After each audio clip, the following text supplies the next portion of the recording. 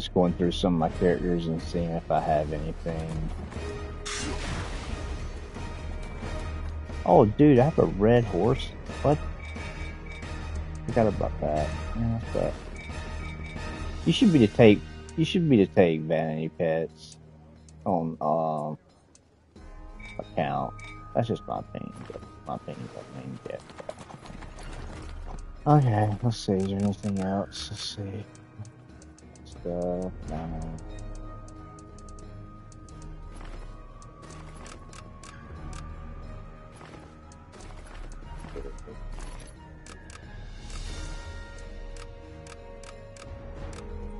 Alright.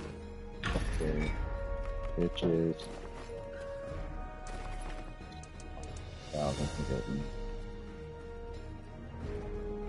Rap player now.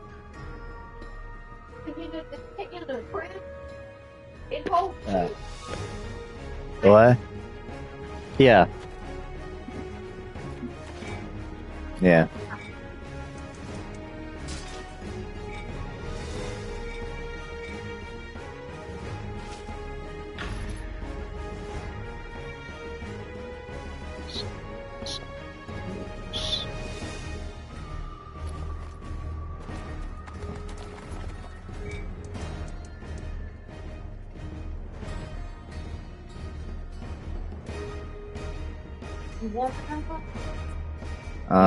I'm fine.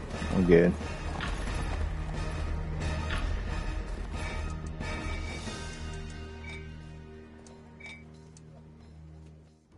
My back's feeling a lot better. It's not hurting as much when I move.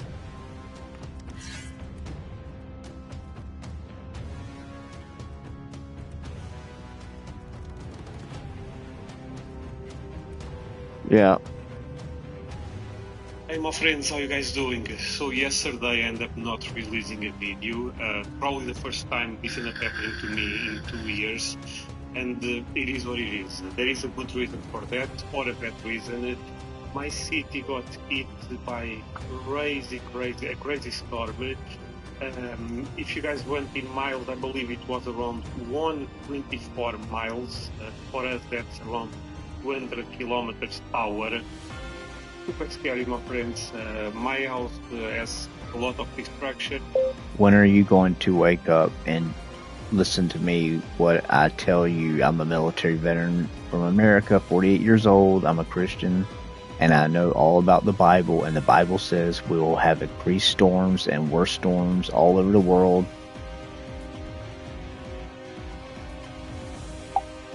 There is a lot of people here also struggling. I know you guys cannot help me, but I just want to say that we are fine, me and Sarah and Santiago. We have hurricanes all the time, every year, over 140 miles per hour. We deal with this stuff every single year. And it's getting worse. Right now, I'm in South Carolina, and we might get a foot of snow. That's very rare. We had 121 people die from this snowstorm last week. So, yeah, we got problems here too. Everybody does. And I told you this. I told you if you don't start getting close to God, you're going to have problems. My family, my friends, everyone is... My house got damaged on the roof. My parents, the same thing.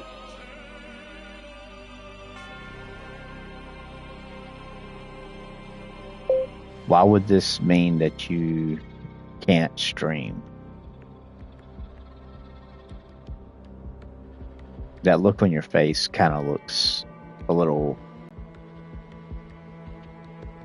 Did Portugal get hit by a bad storm recently? I found this on the web.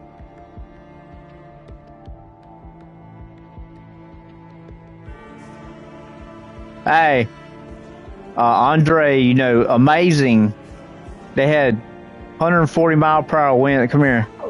6 dead as Storm Christine. He said he wasn't going to be streaming for a while. Look. 202 kilometer winds, which is 140 mile per hour winds. He just did 6 people dead. He just did a video. His house got messed up. Hey, my friends, how you guys doing? So yes, so struggling. It's just a weird storm, no? Just a emergency. The translation will be the state of disaster, but I'm not sure if you guys use that or not. Oh, my friends, but yeah, it's been a bit tough. Yesterday we had no energy, no water, no communication. Phones are not working. Today is the same thing. The reason I'm recording this is I have a MacBook that has battery, and I have a generator. If I say whatever. He's got a generator. It's gas, and I will try to put some gas, and maybe I can connect this to internet. Look, if you are watching this, I was able to put some shenanigans there. It ended up working. Not for a long time, since I don't have a lot of gas. I will try to upload this one. I got a lot of gas. Sorry, bad joke. I'm not even sure if you guys will ever see this video. But yeah, my friends, a lot of people is struggling. It was crazy. Portugal, in terms of weather, look, storms is coming, but not like the one we had. Welcome to what we have to deal with every single year, multiple times in places like Florida, South Carolina, Louisiana, Texas, Hurricane Alley, basically. Prayers for you and your family and the rest of Portugal. Right now in South Carolina, we might get a blizzard, which is very rare for South Carolina. So 121 people died from the winter storm last week, and now we have a big snowstorm coming to this on Wednesday, early Wednesday. Ice storm last week. Now we might get a blizzard in South Carolina. So just like Jesus said in the Bible, in the end times there will be increased storms, increased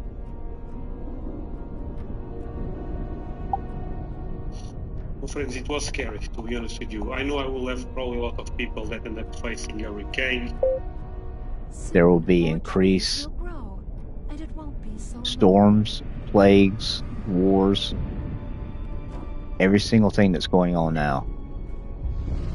I think it's about time, Andre, that you open up the New Testament and read it or listen to it. If not, you're going to be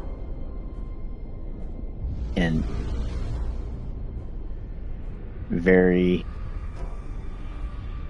stressful times trying to deal with it on your own. Tornadoes, things that are much. Okay.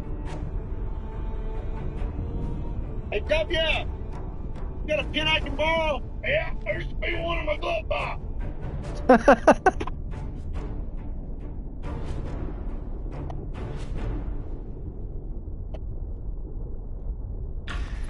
End it.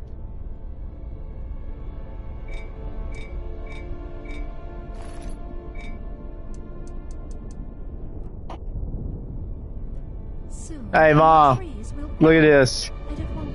Look at this. This is hilarious. I know. This is a pen gun, like a pen, writing pen. Watch. He's asking to borrow it. The guy with the overalls.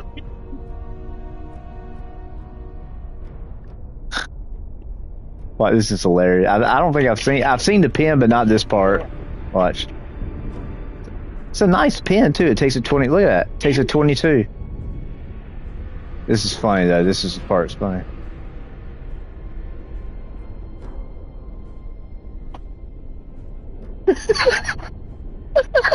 It only takes one bullet. He was joking. Look at that.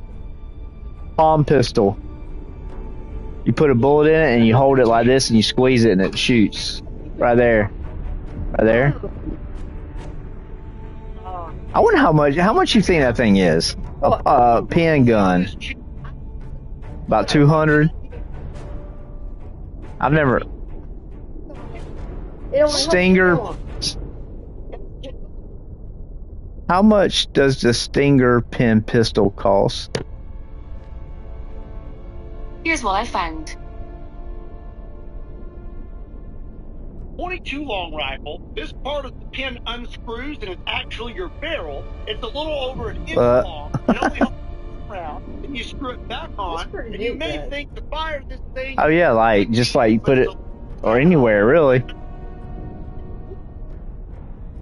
And look, you can shoot it like a gun. Oh Lord, mercy! Look at that. That's really crazy. Shoot, this is a really $359 and 133 used. The 12-month average price is $353, and new and 126. Dude, I'd pay 126 used. Usually, used guns are fine. The new value of the Stinger pistol has risen $22 over the past 12. Oh, that's cool. It tells you how things. Look at that. Used, somebody's asking $1,666. Look at that. Well, they said it was used for $139. Look, $1,500. I don't know what site they were looking for.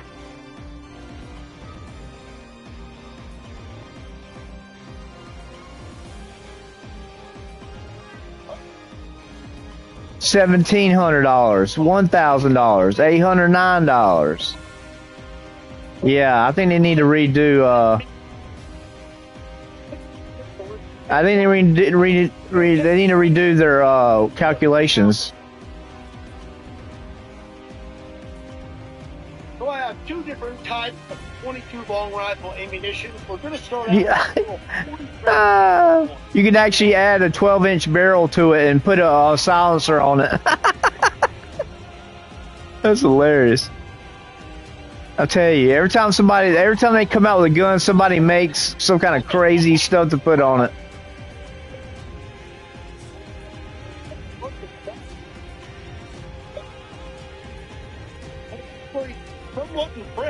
Let me unload real quick. Now I have a 40 grain of round nose.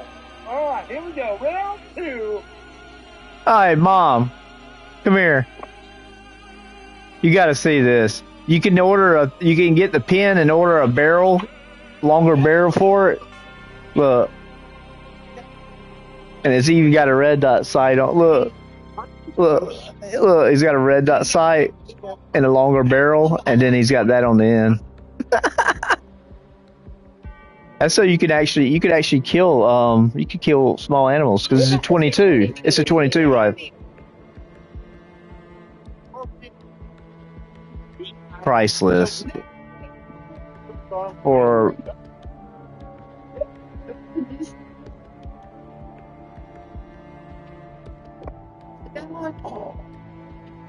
oh no, it's just a 22. It don't matter. It's little stretch Armstrong, not the pin pistol. If you're watching it. That's weird. That's how it shows like how it works.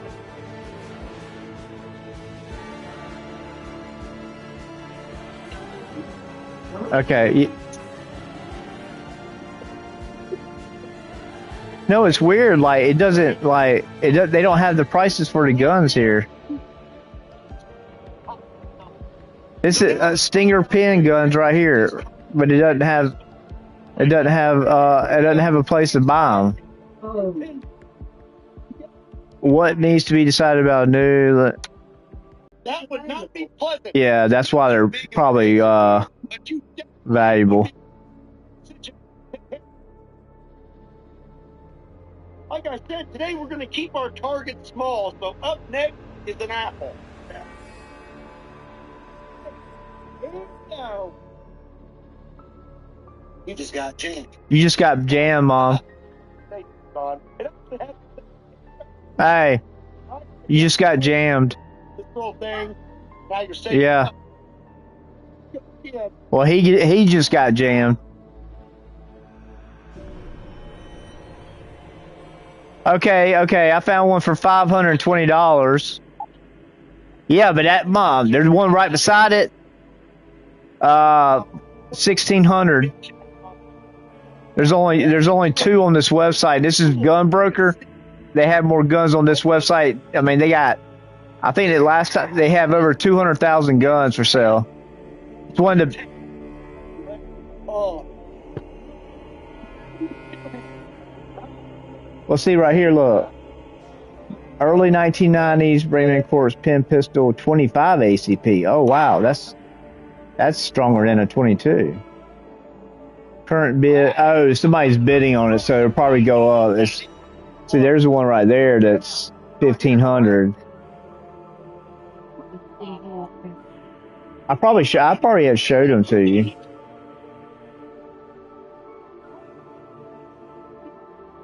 But I'm going to be honest, I'm a little worried about shooting this. The plastic is actually pretty thick, and I'm a little doubtful that our pen pistols will make it through it. All right, go about right there.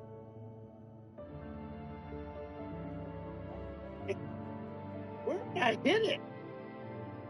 I think I just nicked the top of it. We'll get a little bit closer. Here we go.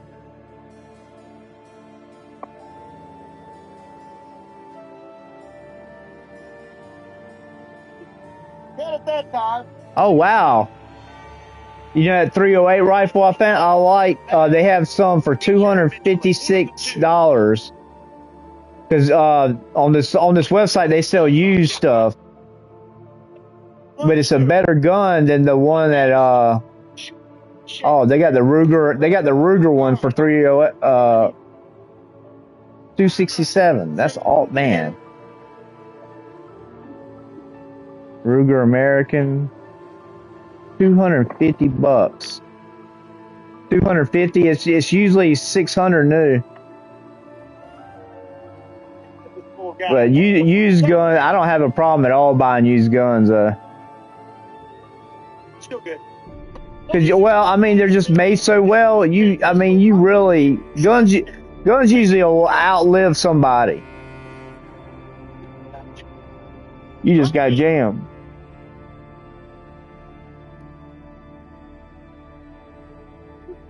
They got one of my dream guns.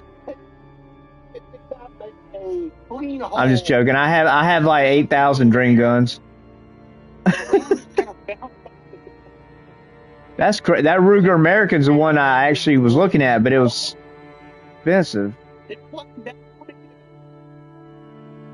Well, I don't care. I don't need it now. I don't have any. I'm not gonna get anything like that unless I can find an outdoor range, because it's so like there's no point in me even having it.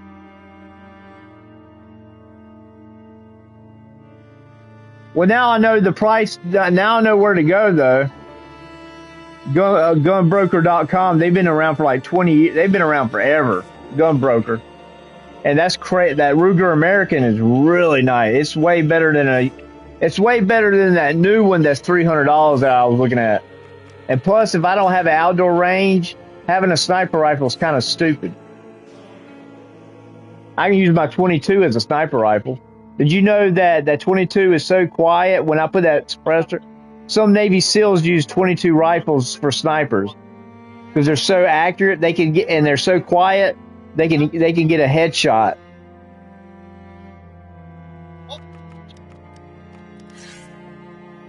But that's the thing, that with a suppressor you can almost make it. Especially if you buy a really expensive one. The one I got was like $500. But you can pay, a lot, but they probably have one that's completely almost silent with a 22. And so they pop out in the water in the woods, and they can take a guy out and he just looks like he fell. Cuz I was watching how I was watching all the different it was crazy how many different guns they use in the Navy SEALs. According to what job they're doing. But people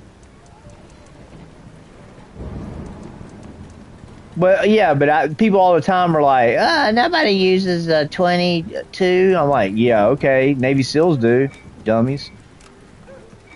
People love to talk out their butt.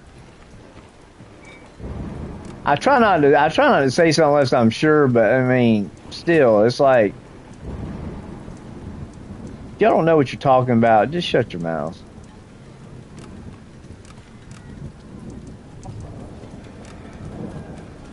Well, yeah, that's what it mostly is. Opinions are like buttholes. We all have them, and most of them stink, or they all stink.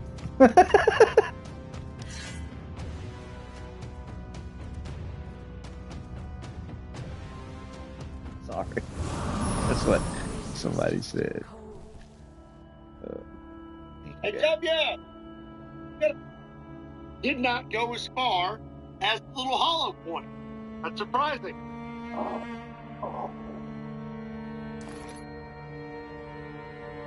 So good to be able to make a tiny 10-minute event. I felt appropriate and everything should be. That little red run drop. Okay.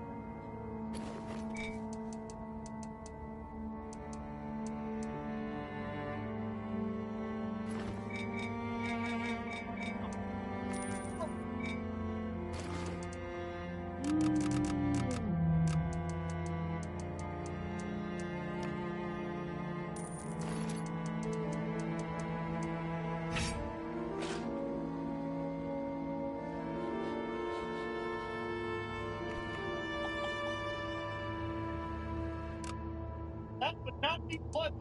Not too big of a texted wound, but you definitely would be preventing the decision to carry up and let's stay to keep our target calls. So up next is an app.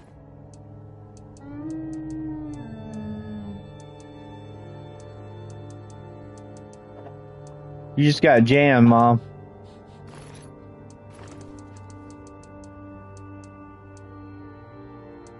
I think it was the same one because I rewound the video.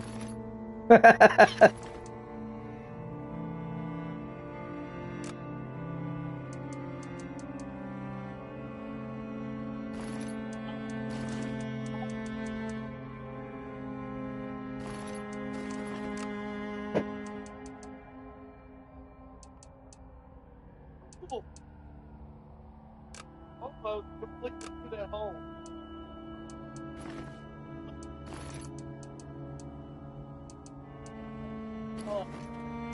Ray Papon.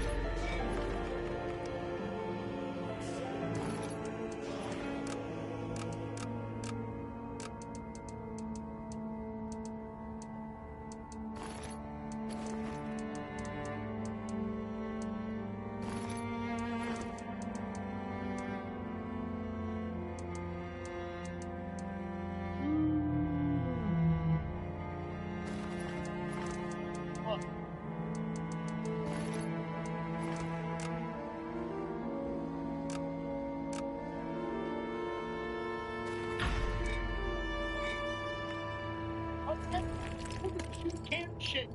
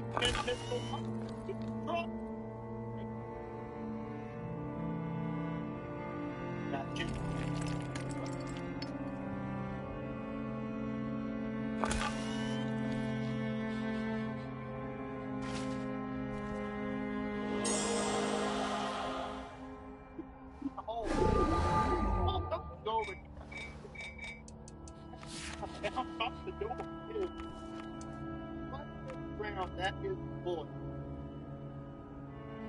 It's buttoned out pretty good.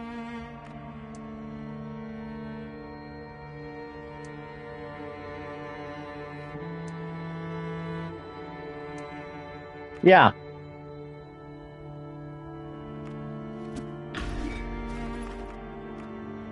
Just put it in a wrap. That's what I'm doing. Put mine in a wrap there. Oh, I have to put it. You think it was too much? Yep. I asked you so you could eat it. Yeah, I'll eat it later.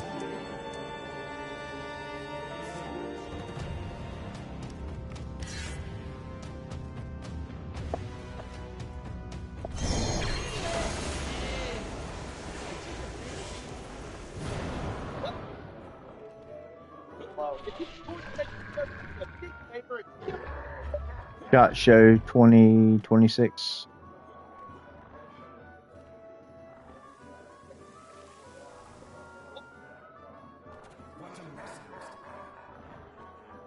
Rifles of SHOT Show 2026. There's a lot of ones that made a big splash.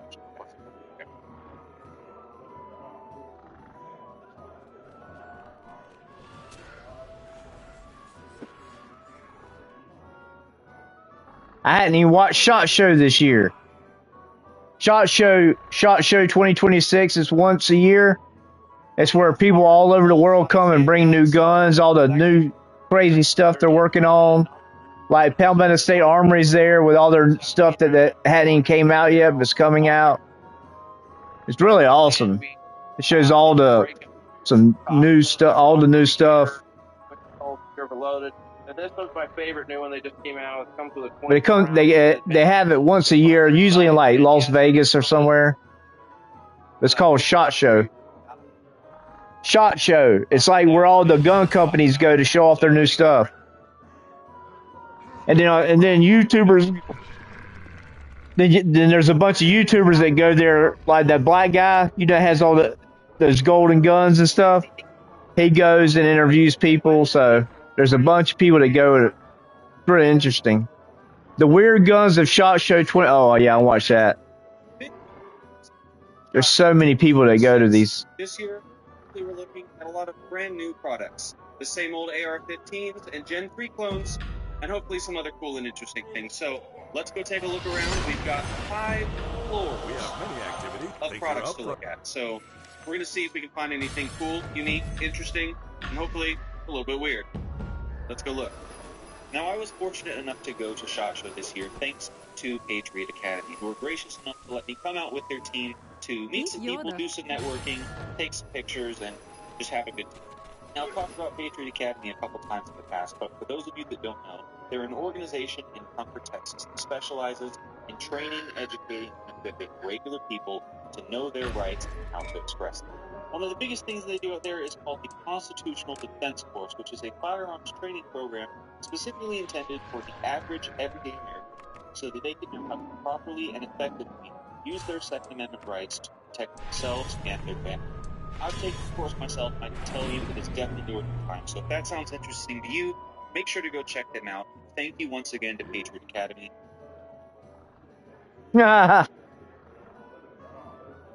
They got robot, they got like these remote control cars with paintball guns on top of them, so you can shoot at people like trying to invade your yard.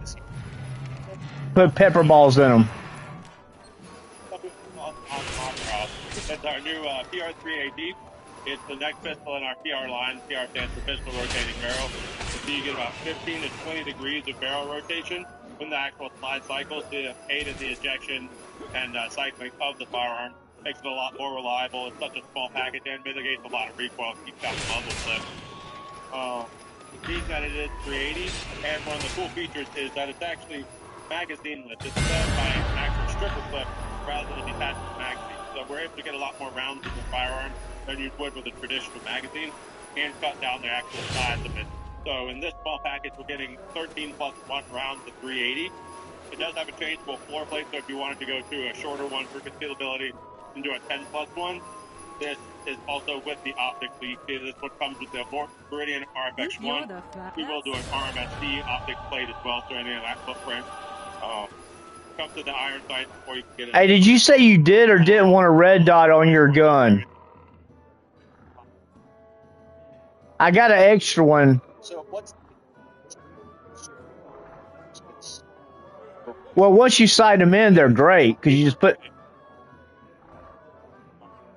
Oh, well, I'll see if it fits, but I got one in my room that I'm not using, so I just want to ask you before I put it on there. It might fit, it might not. I don't know. It doesn't hurt that we get around to this faster, cool stuff. That's always helpful. Now, when y'all teased this a couple days ago on social media, I believe the tag was something along the lines of, nobody asked for it, but we did it anyway. Is that Keltec's unofficial motto, would you say? That's been how we rolled. I've been with the company for 23 years, and I thought it's been the whole time I've been there, so. You're always thinking of something fun, so appreciate it, Chris. Hey, have a good one. Now, while I'm a big fan of many different bullpups, one that I've never really cared for is the FFP9. I like the 5.7 round, but the gun itself just feels too small and awkward to me. So when I saw the new modular chassis made by Strike Industries, I was pleasantly surprised to find that I actually kind of liked it. Now, I don't know how much it actually replaces the original stock frame, but whatever Strike did made the gun feel much more comfortable to handle and gave it a brand new sci-fi look for a new era. And I'll admit, gimmicky sci-fi furniture always gets me. Yes, I do think the Harris CQR is cool. What are you going to do? And also, if you couldn't tell, I'm a bit of a sucker for old guns because wood stocks just do something to me. Thankfully, there are several companies out there still making things like muskets the same old way they have been for centuries, but there's also a few out there that like to blend the old with the new. Like the Traditions PA Pellet Ultralight, which might look like a classic flintlock at first, until you take a closer look and realize that it's got a premium-grade fluted chromoly steel barrel and illuminating fiber optic sights with fed holes to mount an optic as well. It's definitely not a gun that will appeal to everyone, but it's pretty cool for any muzzleloader fans out there. Now, I got the sense this year that straight-pull bolt-action rifles are making a bit of a comeback because there was quite a few to see at the show, but perhaps one of the most unique was the Evolving Industries Gunpei, a modular, straight-pull, ambidextrous, bullpup, bolt-action precision rifle.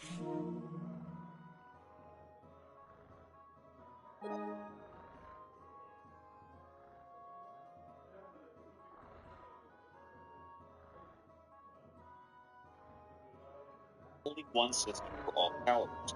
All you really have to do is swap out the barrel and magazine. The gun is completely ambidextrous, something notoriously difficult for bullpups, but everything from the charging handle, fire control to the ejection system is completely reversible for left and right-handed shooting.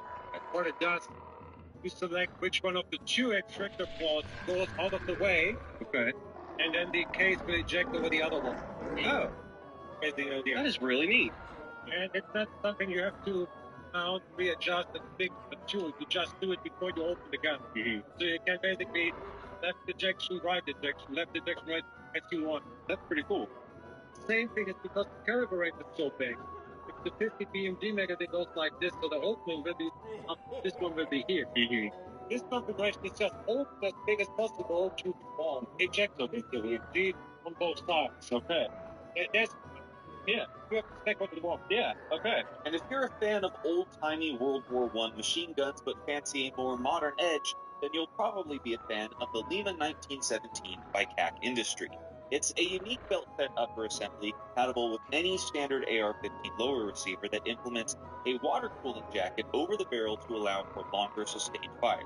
Unfortunately, I wasn't able to get my hands on this one, but it was announced before SHOT Show, so I had to mention it.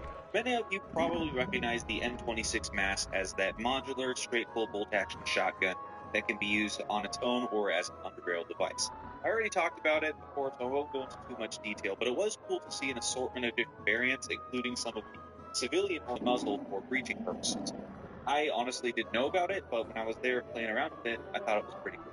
So this is the Rhineland Arms R3000, modeled after the famous but rarely seen Walther WA2000.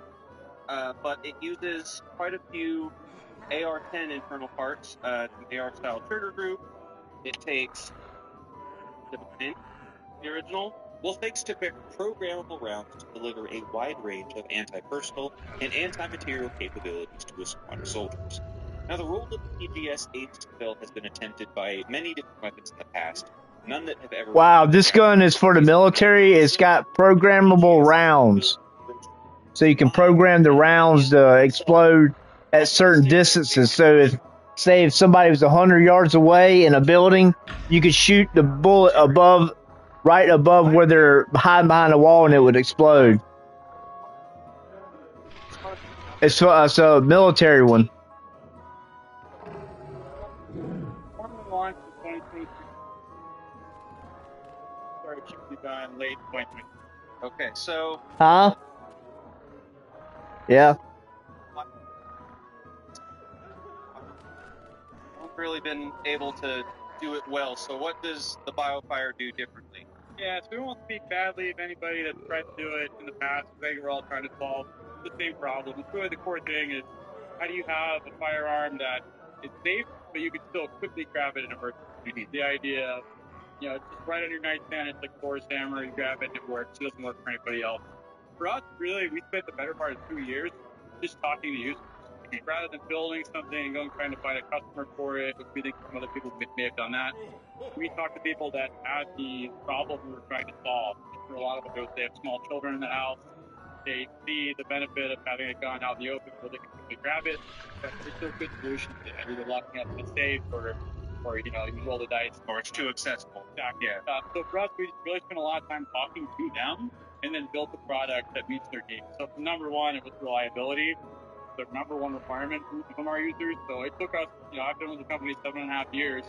That was the hardest part. We hire a lot of engineers, their background in aerospace, medical device. That's the way they approach it. They build, test, validate this thing like it's a life-saving device. Okay. So how exactly do the biometrics work? Yeah, so basically what you're looking at, this is the only fire-by-wire handgun in the world. So there's no direct linkage between pulling the trigger and dropping the sear. So 3 things have to be true for the gun to be able to shoot. You can see when you interact with it, there's lights turning on. This gun is now looking for your biometrics. Okay. It's either fingerprint or face, whichever one it gets first. So you're holding it, basically see your middle finger. So this pad here. You grip it normally. Okay. And you pick it up, and it looks for that or your face, and it's whichever one it gets first. So there's a little camera back here? Yeah, the cameras are back here. This gun right here, it takes your fingerprints in order to be able to use it. So if you have kids, you can leave it out and they can't shoot it. It's like your smartphone. And then it's got a camera on the back of it. It can pick up your face also.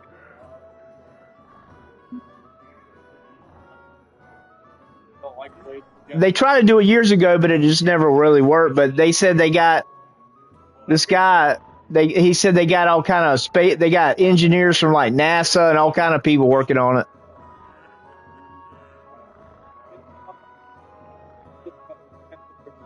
All 3 of those things are true.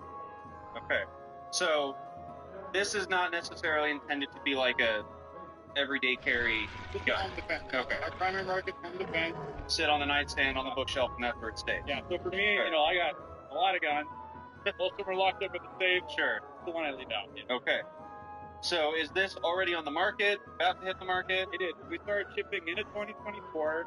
We basically spent all of last year slowly ramping production. Still kind of in that mode this year. Basically the plan for this year.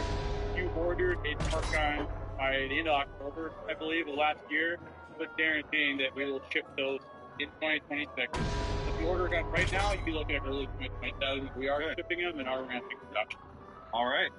And this is completely proprietary. It's not like a kit over something else, right? Yeah, we designed all the fire control. Basically, the only parts of our system that we didn't design ourselves are a nano case where it gets nano here showing up our 915R. So the case you can buy with the smart gun, it's ready to go, holds everything.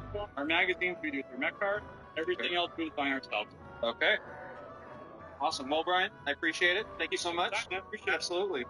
I'm here with James with TFB TV. How are you doing, James? I'm doing good.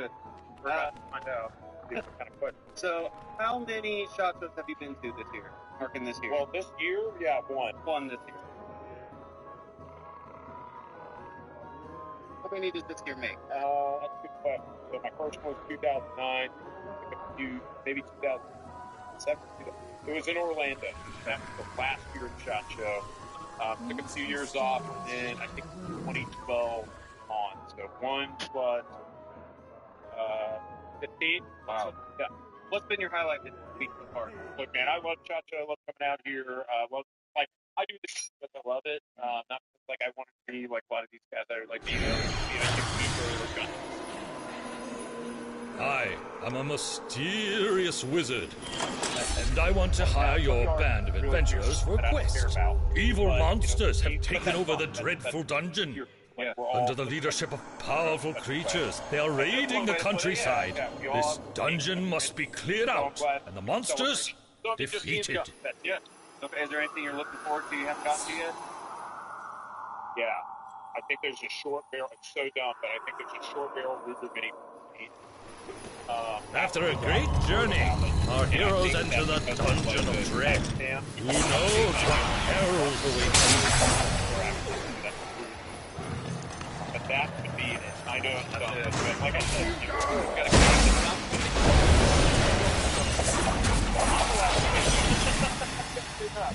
okay. Yeah, it's good.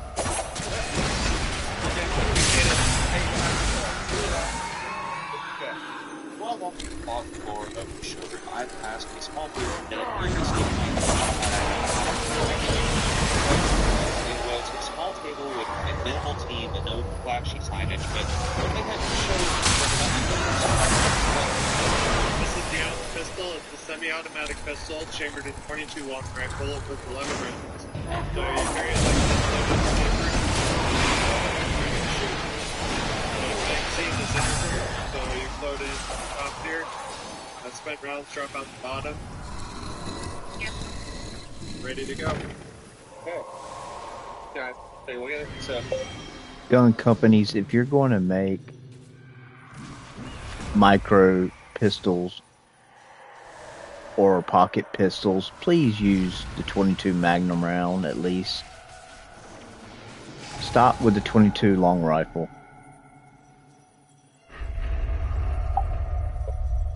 that's the blue one. That's here. Okay. And then do you have to like charge it or anything like that? It's just ready to go like that? Okay. Yeah, assuming you load it and chambered it before you put it in the Sure. Okay, and does it chamber just by holding it down? There's one additional step. So normally, you have it chambered, open and close it, like if you want that to do anything. If you pinch this while you're You have rescued a fighting man. He readily agrees to aid you in your quest.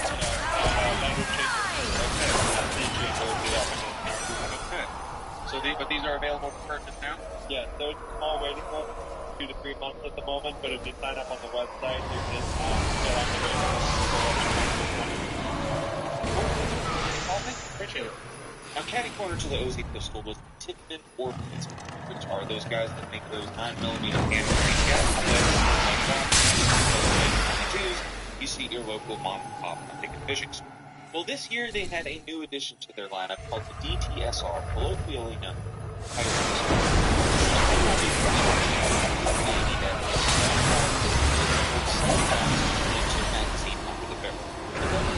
announced last year, but available for purchase now. And while I do think it's cool, what I really care about is that we're one step closer to actually getting the return of the volcanic repeater. Hurricane Butterfly is a smallish international arms dealer company that specializes in law enforcement imports like grenade launchers and tear gas. And while not all that special, there was a shotgun at their booth that caught my eye because it had a detachable barrel device that turns any typical 12 gauge into a grenade launcher. Rather than an incendiary or ballistic round like you'd shoot out of a 40mm, this thing can launch the type of gas grenades that you typically throw by hand using the force of a flame load. Obviously pretty niche, but it still could be pretty useful. I'm here at the HK booth to finally put something to rest. How do you properly pronounce the brand name? It was Heckler and Coke. Coke like Coca-Cola? Coke like Coca-Cola. There you go. Coke.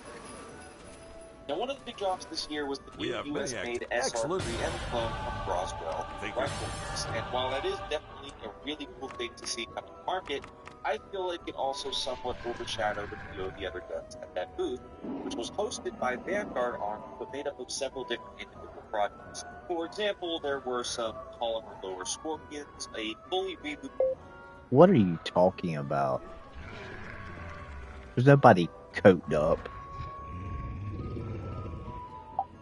Nambu Type 100, chambered for 9x19, that's been in for... The gun community is not like most other communities. We're not a bunch of drug addicts. As a military veteran, that's the dumbest thing I've ever heard. Y'all are stupid. By gearhead guns and a few other cool things. Now, one of my standouts was the M1337 Nobel Arms. All the necessary metal parts like the barrel, the bolt, straight off the AR-15, but everything else is 3D printed, giving you a lightweight, completely legal, and affordable and gap. The second standout, and probably one of my top guns of the whole show, the authorized remake of the receiver and handheld steel and Kevlar and Picatinny rail springs. While largely based on a surplus parts kit, the trigger and fire control unit, AR-15 parts, trigger trunnion and rail also. When I spoke to the general designer on it, he explained that the idea was for the PPA to be a modern and user-serviceable weapon, while still keeping all the essentials of the classic Russian weapon. So, most important components can easily service and replace without needing to track down in every supplies as parts. Alright, I'm here with Nathan from Fantech, and he's got a very interesting new gadget to show me. What do you got here? This allows the shooter people hands up front. Beforehand, you have that way you don't break the cheek well, maintain stability. At the same time, it's an actuator of the bumper that allows the shooter to readjust so the vehicle or step out. That way you can keep on the optic. You don't have to put the rifle over your shoulder. So for CQB or things of that nature, if you're on the vehicle, the whole idea would be suit and step out, you still have your optic, so you're not just point shooting. Right. So it's spring actuated, so you don't have to pull it out. So as you can see here, that actuator is a steel pull bar in the bumper tube itself, so it's our proprietary system. And any stop is over. So it's a proprietary bumper tube, but any spec stock. But mostly we recommend mag pull. Nathan, appreciate it. Guns are a well-known genre of firearms by this point, many of which are clones of other well-known models or scaled-up versions of rifles like the AK. One component of the Panther Arms is called the PA-12 and is, in simplest terms, a styrofoam scaled up for 12 gauge. The control and feel are nearly identical. You just get 5 rounds of buckshot instead of 30 rounds of 5.56. So if you're in the market for a bullpup tactical semi-automatic shotgun, maybe check this one out. Before I say it wrong, is it Cricket or CRKT? CRKT. Okay. Yep. Probably common misconception, I'm guessing. Yeah. Okay. Thick chains anchor a beholder to the cave floor. The beholder tries to free itself, and the chains don't look like here at the CRKT booth, Jared, and he's got a very interesting new product that caught my attention. Just walking around. Here, this is the Remote X. This is a tactical folding axe. Just like that. The beholder's eyes widen with shock and awe as its life comes to a sudden, right back down. So would this count as assisted open? No, it is not. It uses the kinematic opening technology that Joe Caswell made. Started with just the provoked karambit, and now on an axe. So would this count as assisted open? No, it is not. It uses the kinematic opening technology that Joe Caswell made. Started with just the provoked karambit. So would this count as assisted clip? So this is the world's first pocket-friendly tactical folding axe. Just like that, pocket flip, 2 deadbolts, fold right back down, it's in your pocket. So would this count as assisted open? No, It is not. It uses the kinematic opening technology that Joe Caswell made. Started with just a broke Gambit, and now on an axe. Okay, can you show me that deployment one more time? Yeah, so you take the safety off right there. Good flick. You've got your hatchet. So all you do is just rock your wrist with it. Yep. Safety down. Hold it low on the handle. Okay. And it's a good whack. There you go. Okay. And then how do you put it back down? To close it, you've got a button right here. There's 2 deadbolts that go through the blade and the spike. If you want to keep your fingers off of this surface, I usually grab the blade, press this button. Because that part's going to push forward? Yeah, so look, when you press that button, you see those deadbolts, you can lift up. Okay. And then the safety automatically comes up. Oh, when you're done. Okay. So down. Okay, I'm in. Did exactly what's going on. Thanks, Jared. Yeah, of course. So what we got here is the Titan X Lite from SCSA based out of Australia. Okay. Now this right here is a pump action 223 wild. It is threaded and it is legal in all 51 states, including Canada. So with it being a pump action, you do have your pumping handle here, as well as your charging handle here. So they are available in several different colors, and also available in 300 blackout. It is threaded 5/8 by 24.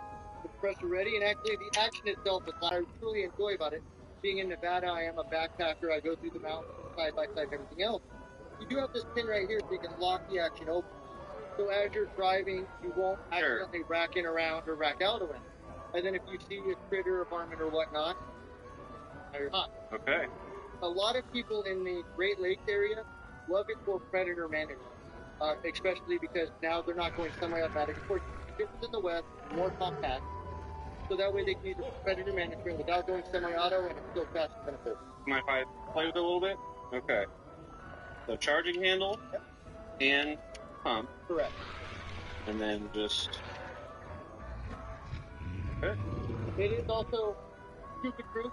Hold the trigger down and just rapid fire. Sure. So it's not slam fire. Yeah. All right. Well, thank you, Chad. Appreciate it.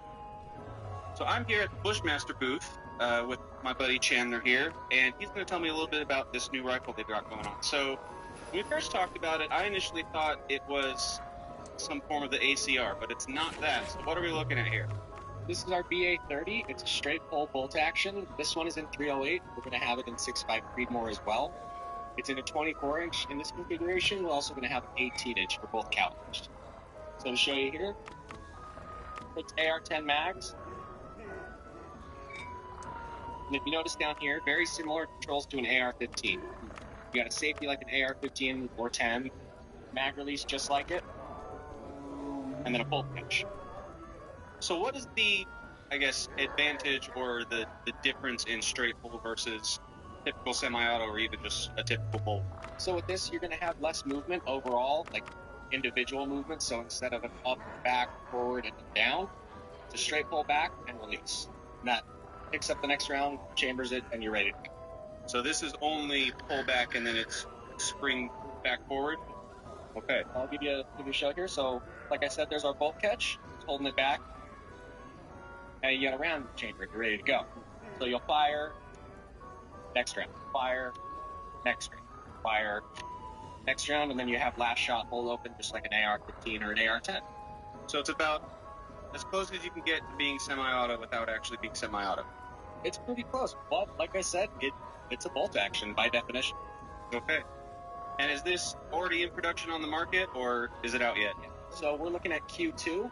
That's when we're going to be pushing it out there, and it'll be hitting the market around then. Awesome, Chandler. Well, thank you very much. Have a good show. Obviously, there was a whole lot more at SHOT Show that I didn't get to talk about simply because there wasn't enough time to see everything nor talk about everything. But I would love to know what you thought was the coolest or the weirdest thing unveiled at SHOT Show this year. Make sure you're staying tuned to the channel. I've got a few more commentary videos coming out soon, a couple more gun demo videos coming out soon. But until then, thank you for watching, and goodbye.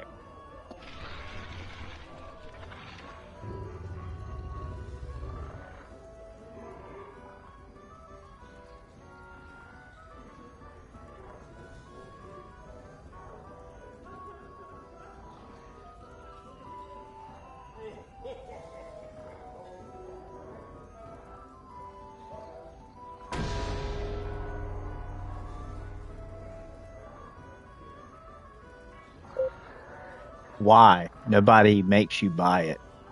You people are weird and pathetic.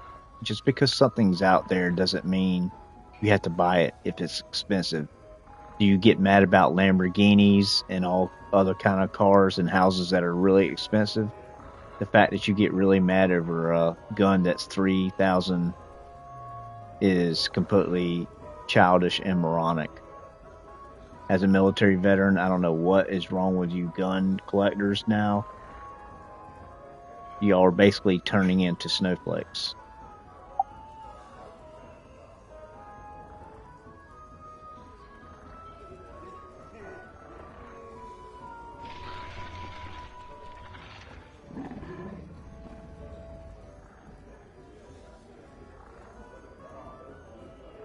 I think it's so pathetic that people can't like something that's expensive just because it's expensive. You can like something and you don't have to buy it. That's y'all's problem. Y'all want everything.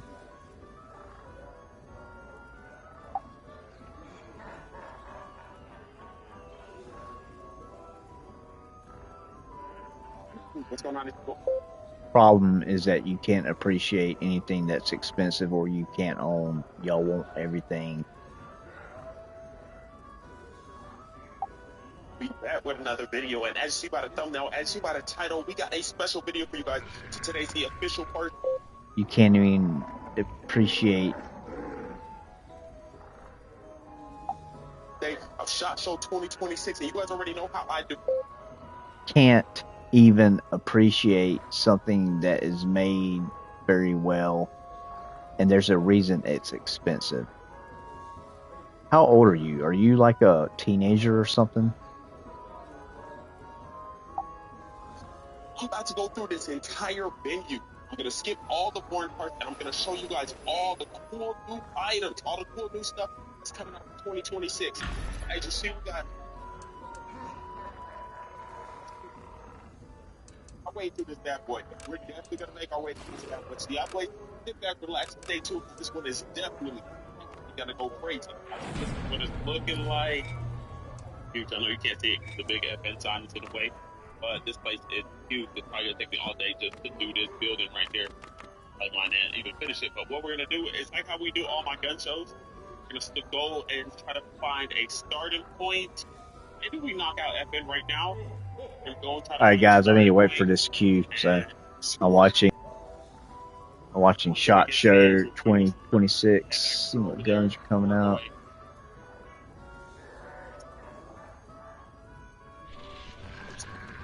Right now. Woo, that's a pretty AR. Look at that. Suppressor kick. Oh man, Desert Tan AR with a EOTech red dot sight and the magnifier and the green. Oh, that's nice. Crazy too expensive, but nice. I've got AR, AK-47s, I've got 1911s, blocks, all kind of stuff. I'm not buying any more guns for a while, so I can still enjoy them. I still like them.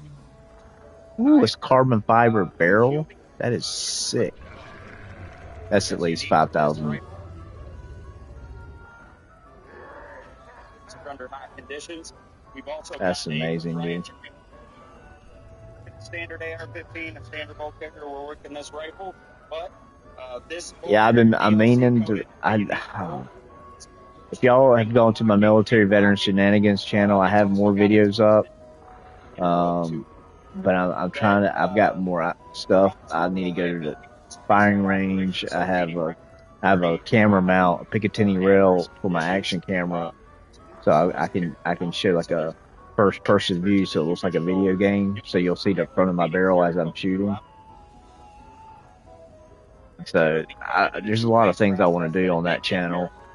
This channel is basically just hanging out, playing games and stuff like that. But yeah, I think that covers the. Yeah, I might sit here and watch videos for 20 minutes, right? But I'm waiting for this stupid thing. confident where it's at right now. It's in a lot of late-stage submissions. So we're going to launch it on the military and law enforcement side. But if I see something really crazy that I like, gun-wise, I will trade. See, that's one thing great about guns is they keep their value. So I can usually sell them or trade them and get something else I like. That's what's good about having a lot of guns. I don't know if y'all are into guns at all or whatsoever, but I am. I mean, I'm a military veteran, so, and also I carried an AR-15 and a 9mm pistol for 3 years, every day, 13 hours at the nuclear plant I worked at. I had to run, and I was AR-10 sniper qualified. If you had a good marksman score, you could go out for a certain position where you could, only certain people could man that tower. You had to have a special badge, and basically you went out for it, and you got a little bit of bump in pay, and it was with the AR-10 308.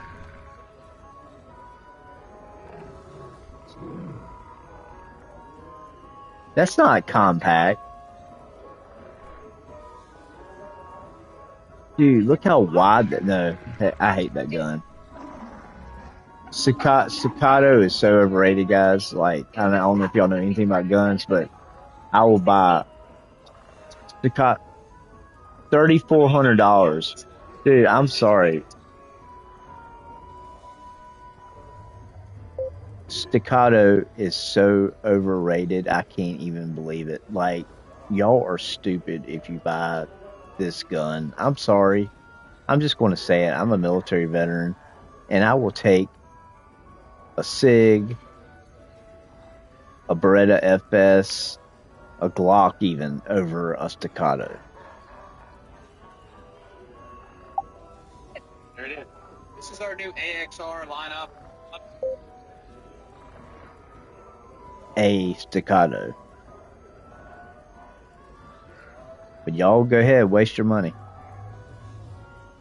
Like, there's a brand called Staccato, and their pistols, they're nothing, like, literally, they're nothing, they're a pistol. A freaking pistol. $3,400. That's stupid, dude.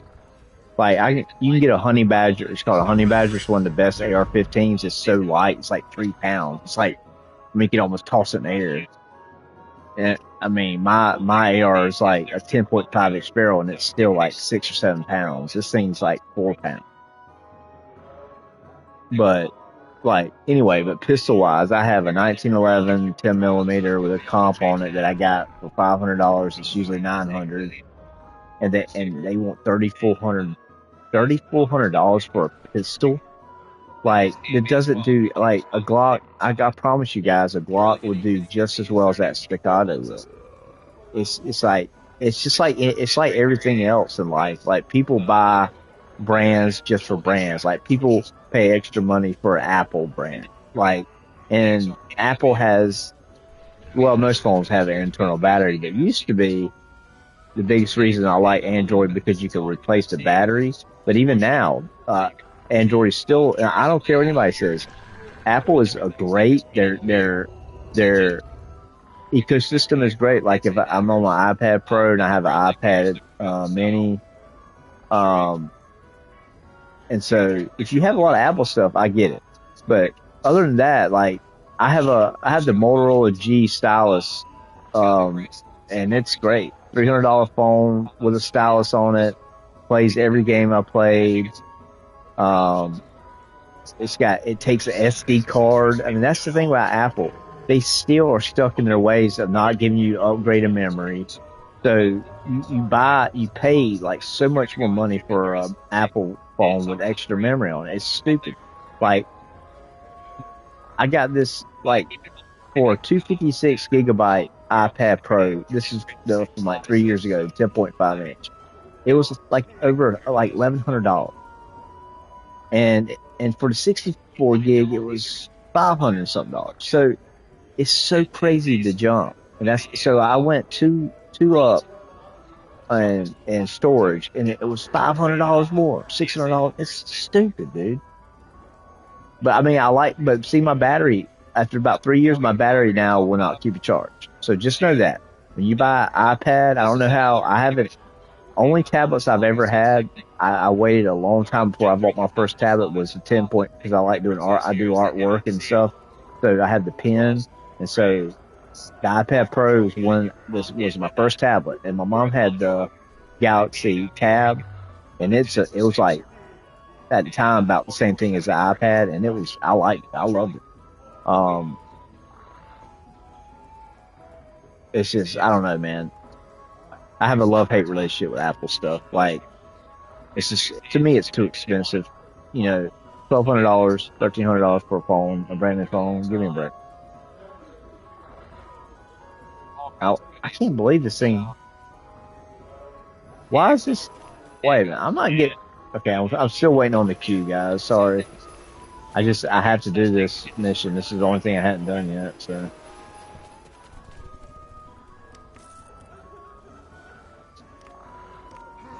Jeremy here, and he's basically going to show us some of their products for 2026. So, hey, Bill Storm, once again, seen us before. We designed and patented the forward charging system on our rifle. So, once again, dimensionally, AR-15. Takes a dimensional mil-spec bolt, gas system, barrel extension, barrel nut, all of that's the same. It didn't change. It's crazy. They got pump action AR-15s now. Like, so you.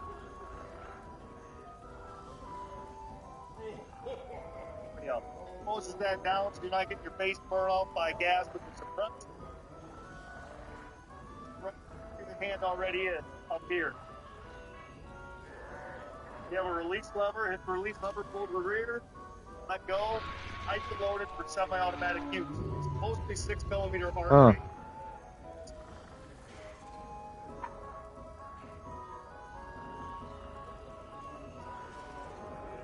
Supersonic out to about 11, 18-inch controls. These are guaranteed through the FBI spec course. Flying colors, I love it because the recoil, you can spot your own race. Wow.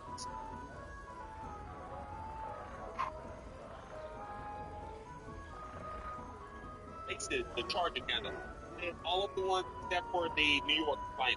For the pump action rifle, that's pump only. For everything else, a Fulton arm forward charging rifle is a semi-automatic gun. All we did was move the charging handle to the front. I don't know. I prefer to have a charging handle than a foregrip charging for AR, because it's just that foregrip is more mass, and it's going to cause possible more problems of breakdown. That's how I look at it, but I don't know. It needs to be tested. It hasn't been around long enough. Like, if you don't know what I'm talking about, when you put your magazine in your AR-15, you pull this long thing back and let it go, and it racks around there, and then it's boom, boom, boom, boom, boom. And then it locks to the rear. When you run out of magazine, you drop the mag, put another mag, and then you release the bolt, and it goes forward, and you So basically, instead of charging it back in the back towards the buttstock, it charges on the foregrip. So you just do like that, so you're replacing this charging handle that you pull back and let go for a foregrip that you pull like that, which is, to me, stupid. I don't know. It's not stupid. I mean, I don't know. It hasn't been, like I said, it hasn't been around long enough to really see how reliable it is, I guess is what I'm saying. Because charging handle, all you have is that little charging handle. This, you got a big foregrip. So you got a whole extra foregrip and the long thing that runs down that has to pull the bolt back. So that's just more things to break. But I don't know. We'll see. If it's good, it'll go to other guns. Like, it'll replace the charging handle if it's good. If not, I don't think it will. I don't think it'll replace the charging handle. Oh, wow. That's cool.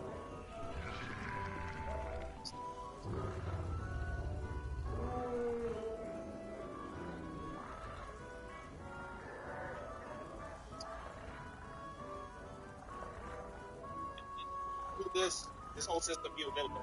So the rails and stuff are going to be coming to all of firearms in the next month or two. First, no problem also be just a month or two. I just got all the parts in the house. They're going to start assembling them, building them while we're in traffic right now.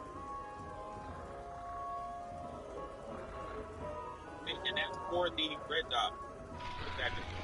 Red dot will probably launch pretty much as soon as we get back from SHOT Show. We're kind of showing it here. We're all ready to go on that, so watch out for this. We've also got, you know, if you pick up one of our optics mounts, you can run our accessory Okay, interface. finally.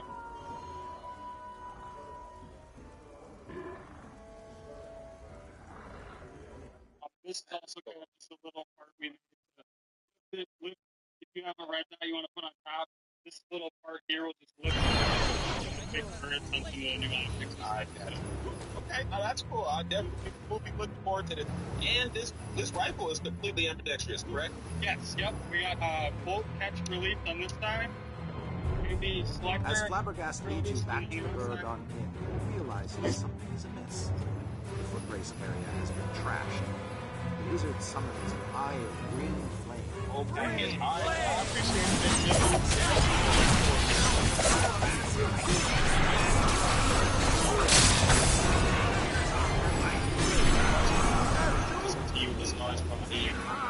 it's a building market.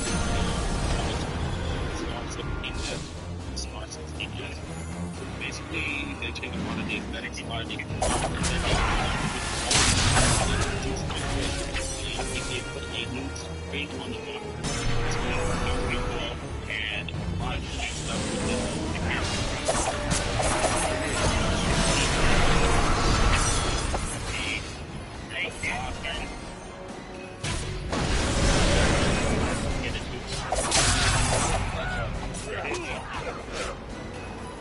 Right? That's correct. And we're going to show some of their new guns all overall that they got coming out for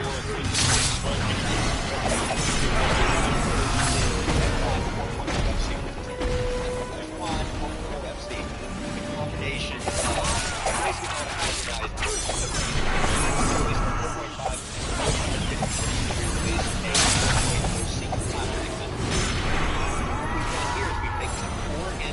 slide, but we've combined it with full-size grip mod.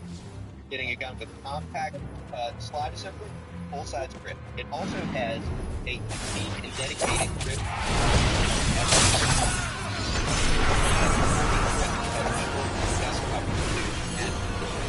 Compact slide assembly.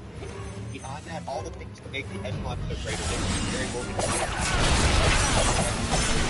The central operating group chassis inside, so you can electric hot pull out. That's a serialized part of the system. You can configure the gun very easily. No. And the episode with this No. Okay, you said you had some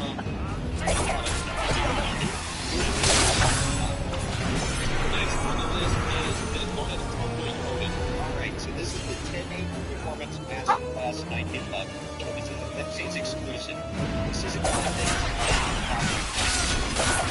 rate and 10-8 performance. Basically 10-8 performance. They don't basically is a FBI agent.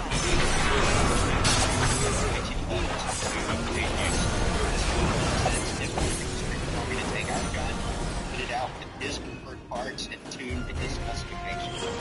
This is the Ps5 exclusive gun. MSRP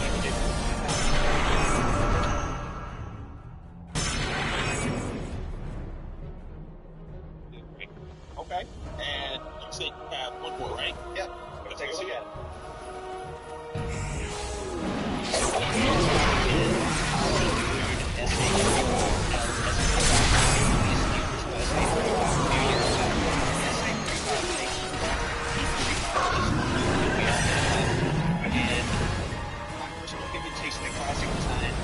Mixes, I'm using air quotes here, mixes all problem here. It got rid of the max safety that was in the original so yep.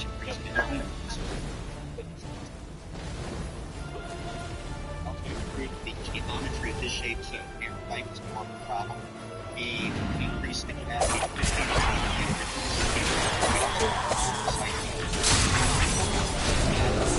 you can see over here. Very attractive, beautiful.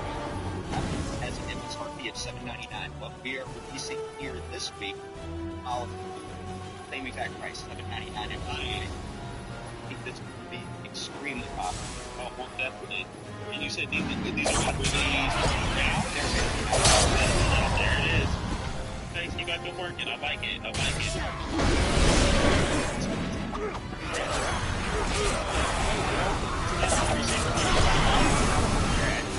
And we got basically going to give us a rundown of the new products they got for, coming out for 2026. Go ahead, take it away.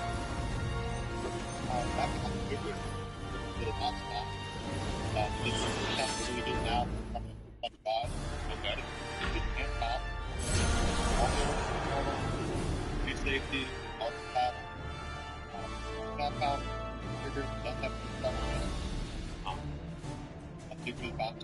you're liking, and then we do have extended back release. For somebody that grip always hits that extended back release, so you just unscrew the button. It's a standard size back release. Even though it is two different colors, it is all one piece. I'll tell you my opinion. I'm a law enforcement, also a military veteran. Yeah.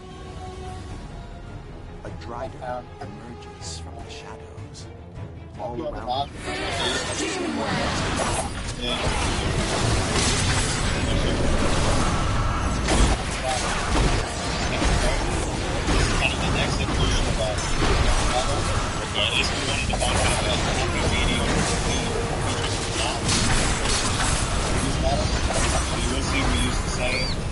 Ignition kit, extended back release. Instead of the copper DVD, it's match on it. Okay. So, chunk coated rather than coated and top. Same 2.5 pound trigger with the and then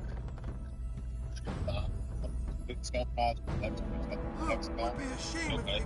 And you said this one is coming out when, or is it already released? Okay.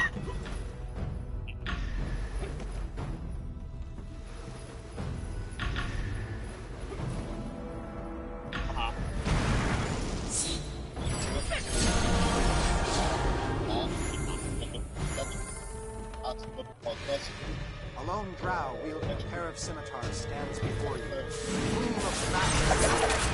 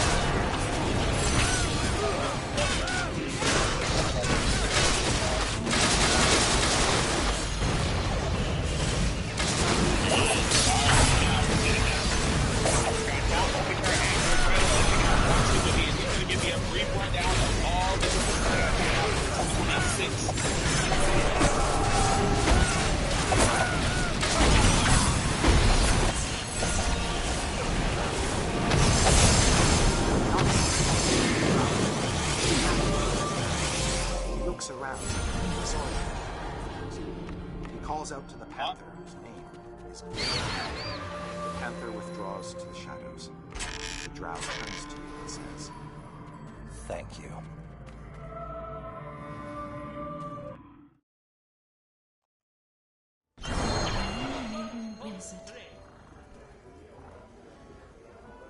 Look, that's like the airsoft gun. That's like the one I carried at work.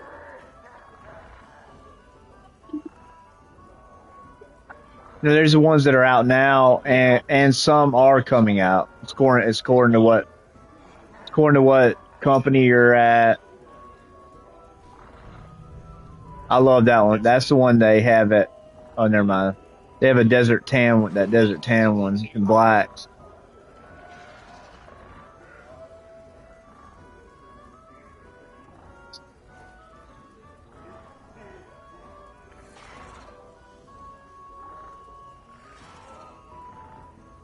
get this plate, you have an outpost. When are we looking to release this?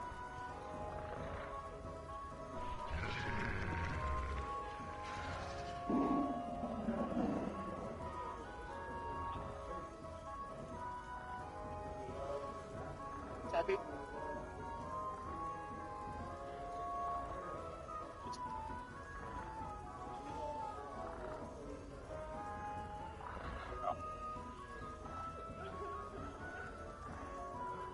Whoa.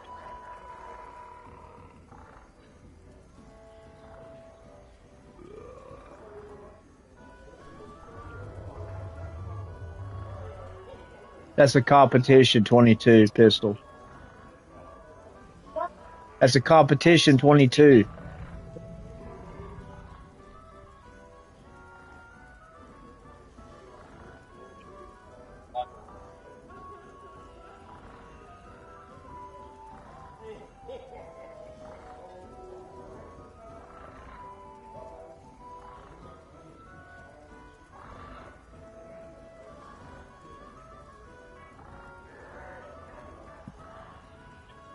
That's pretty cool.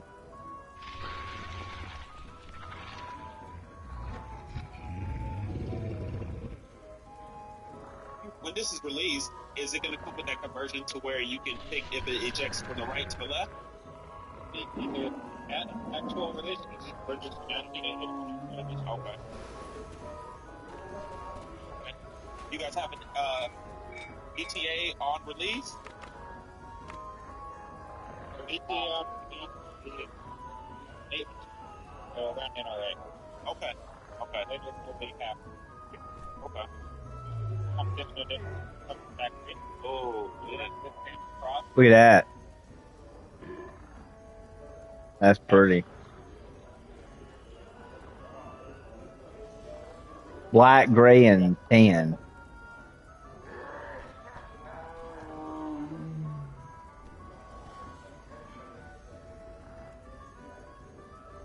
Oh, it's crazy.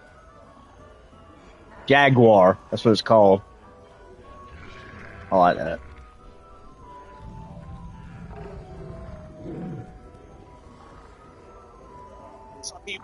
Yeah. $1,000. I guess that's not too bad for a competition pistol, but that's about what I was expecting. That's about what I was expecting.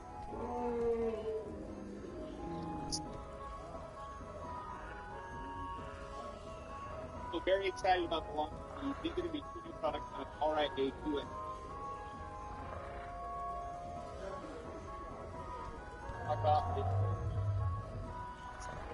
A shotgun, they spring assisted, and also they central stop. And it's going to come with Winchester or wind chokes. Okay. Now, why do we have a spring assisted function? That's because we do this. Whoa, look at that. It's a shotgun, folds up. Look at that. Even the buttstock folds. Throw in the backpack and go up.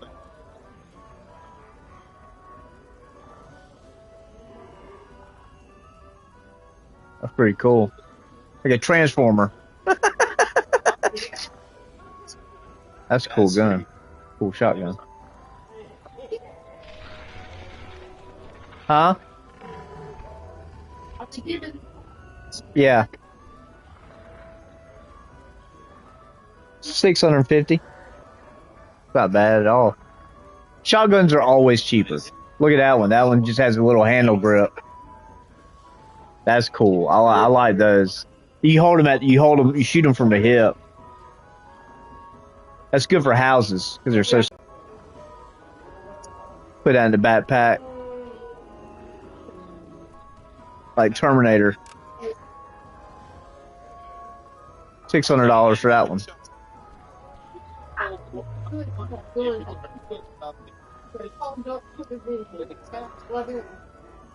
A lot of people put them in their car.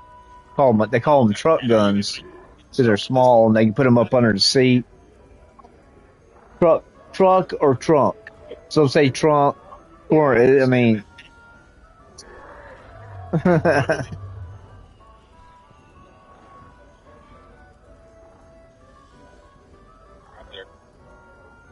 well, I appreciate it once again.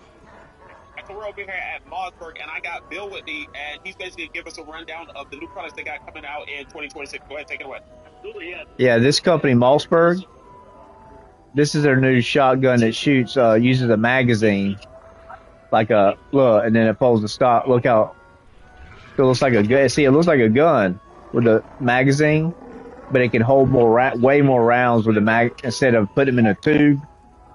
But Mossberg, they're known for making their prices really cheap, so I'm curious about this one. That's really cool. Yeah, that's where the shotgun shells go. Like a regular rifle. Well, mine only holds 5. But I mean,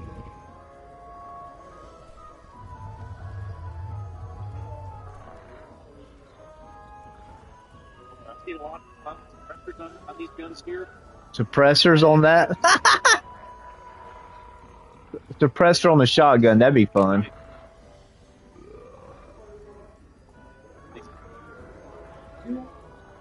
Oh, really soon? Okay, and MSRP on this one? $1,400. Wow, that's a lot for Mossberg. They usually don't. I think it's just because it's such a new. It's just I can tell it's nicer than most. Most of their shotguns are kind of plain. This is a lot different. Most of theirs, but it is more than I thought it would be. Yeah, you can get a Mossberg between $300 and $500. Just a regular shotgun. See, I do like these, the small ones. Look how long that is. I wish I would have waited and got, because you can get short ones like that cheap. Yeah, I could always. Yeah, they're real. See, it doesn't have a buttstock on it, and the barrels. I like the short barrel too. It doesn't take it. If I'm gonna have to use a shotgun, I don't need a long barrel. I'm not gonna be duck hunting or. Yeah, that's what I'm saying. I mean, it's. Yeah, but you get a short barrel, you get more spread, so you have less of a chance of missing.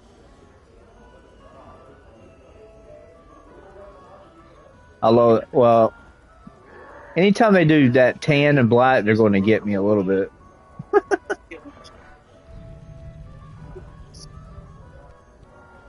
Oh, and it's even got a place for a red dot sights.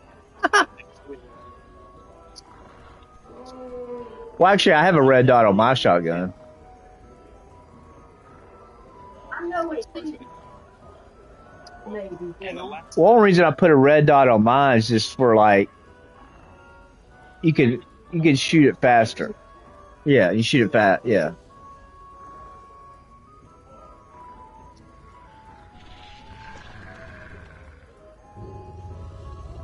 It takes 590 stops.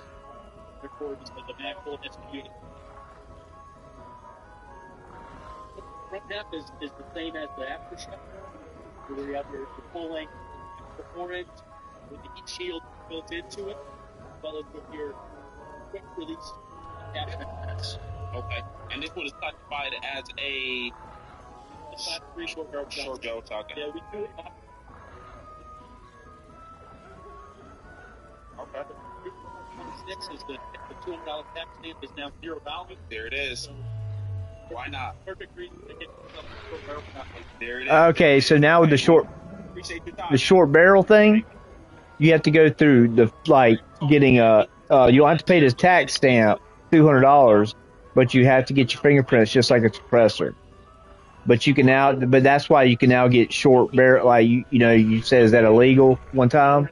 Well, it's not illegal, but you have to go through the steps of fingerprint and all. You just have to fill out paperwork, basically. Because it's short barrel laws, stupid law. Yeah, I mean, yeah, it's just. It's stupid. The dumb government comes up with this crap. Well, that's why. I mean, that's why gun people cannot stand the ATF, alcohol, tobacco, and firearms, because they're the ones that come up with all these stupid rules.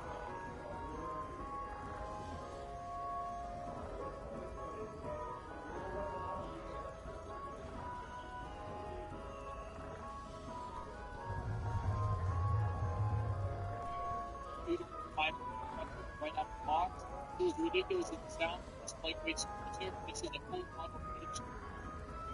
Really?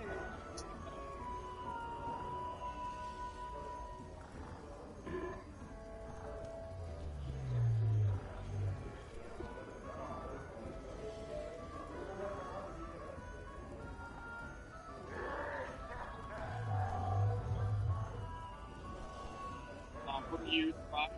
What do you like? Look how big that suppressor is. The one for the 22 I got is about that long. For the 22, about that long, and it's only about this big around. When I got, yeah, that's for a rifle, like my rifle in there, or yeah.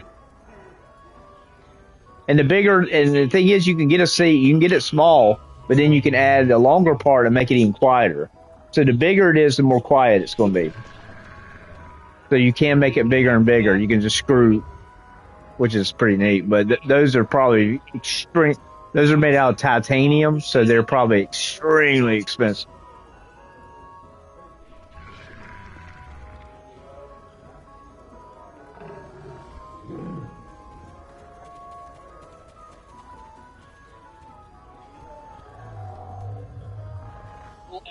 What would he do with the arcade system? With the understanding that they're intended to run on system, keeping it down to the computer isn't necessarily a discipline. Also, move that module on. If you ever did want to, go ahead and move the barrel portion, put a direct red off insert on it, and run it in the short configuration as well. Huh.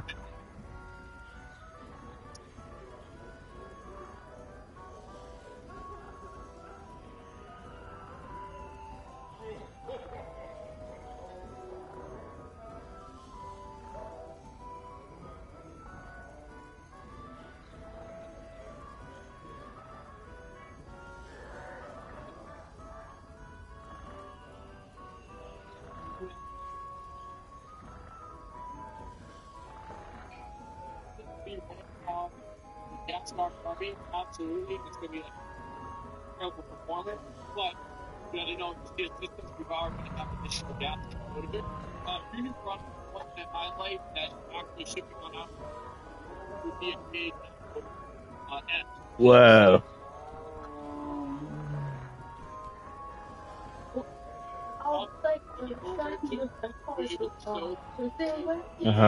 Well, not in New York. Yeah, you can't carry no gun in New York. Yeah, but see, the thing is, the governors aren't following his orders. Hey, look at that. The magazine is in the side. Sticks out the side. And then that buttstock, it folds all the way in. So it's like a small rifle. People are liking compact stuff. That's why I traded my rifle in for a shorter barrel. Compact is just better right now. It's not as heavy, and it's just better for, unless you're long range shooting, then. Yeah. I know now you can. I wouldn't do it. I'd go to a class.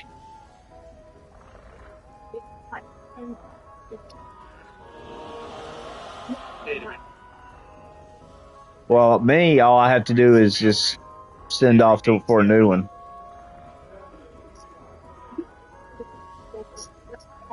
Yeah, I just get mine updated.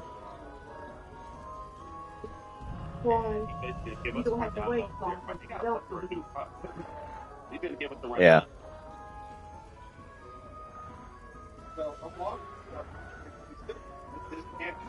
So the biggest thing that everyone was already talking about in the videos that live yesterday is the prime rate. So last year when we dropped the prime, 2025, He's got tattoos on. He looks like that guy on Scott's show. Look, he's got tattoos. He's got on both arms is like that, complete all the way down. Yeah, that's what they call it. Yeah, yep, yep.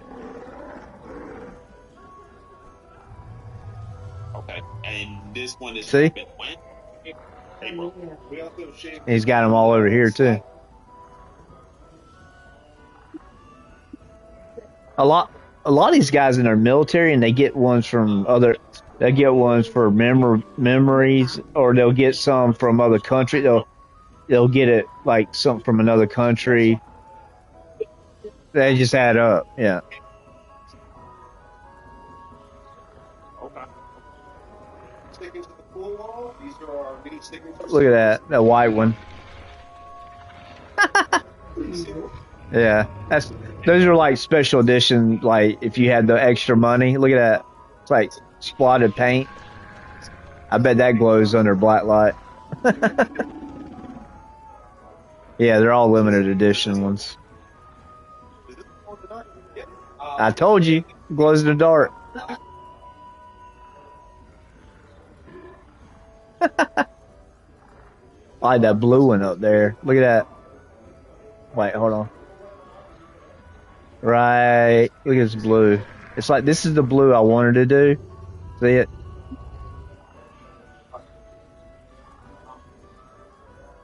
See it right there? Okay. Hold on. Oh. First introduced to the prime, there's a bunch of people that either want threaded barrels or just That's just where the make.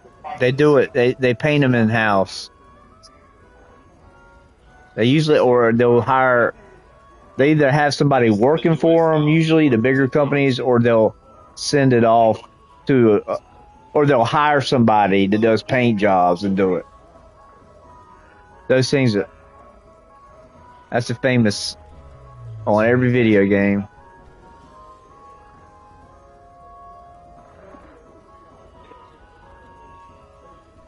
Oh, okay.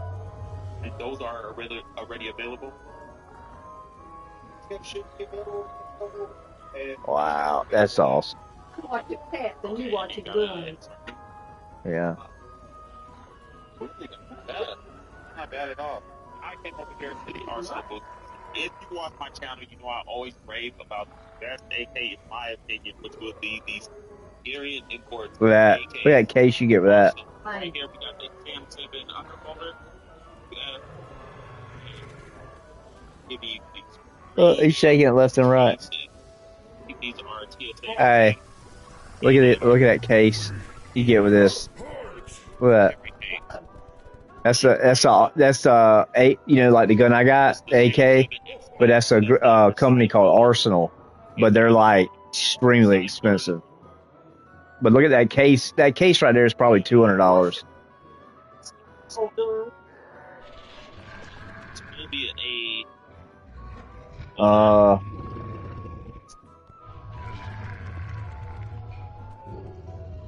By itself with no extra stuff is probably that 1911, that gray one, that pistol, because it's 900 retail, but I got it on sale for 600. So, but my rifles like the AK and the one from like work, my job, nuclear plant, I've got so much stuff on them, they almost are up to $1,000. But yeah, I would say the two big rifles or the gray with the red grip, probably. But I didn't pay. I didn't pay over $1,000. I didn't pay over $700 for any gun. But yeah, but yeah, by the time you add stuff, yeah.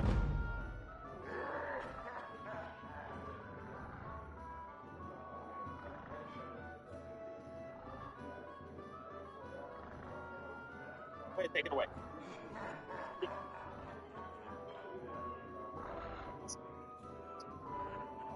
Six.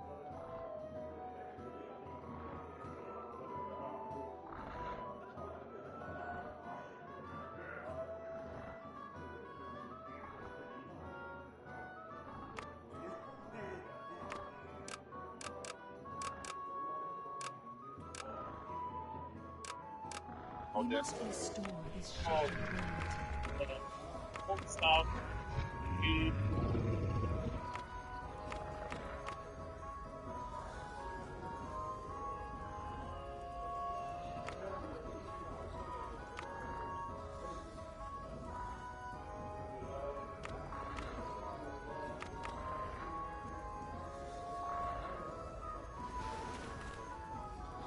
See how popular?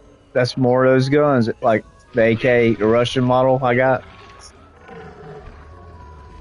They're just, well, they shoot a bigger bullet than my work, the one for my work. Yeah, so that's one reason too.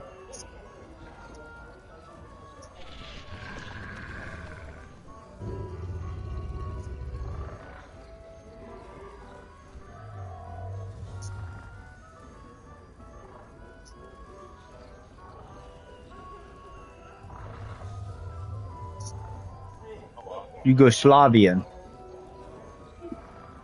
Well, that's what they're Russian made. That's where they came. AK-47.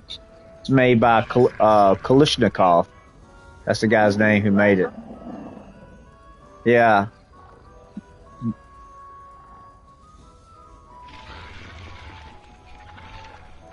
Oh, that's the one right there.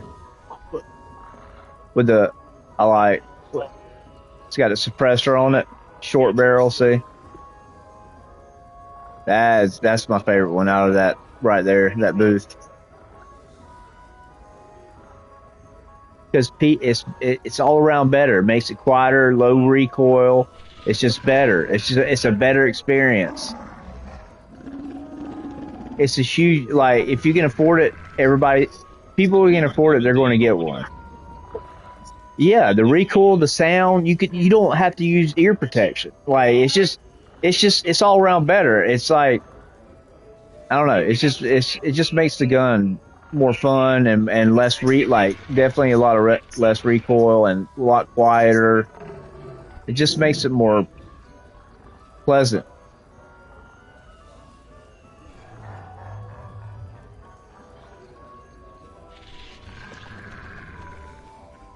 It's like I was saying, this is a crazy scenario, I know, but as a military, I go through crazy scenarios.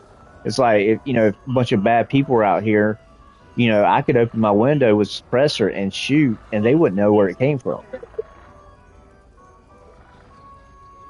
No, I don't. No, I'm not concerned with the neighbors right now.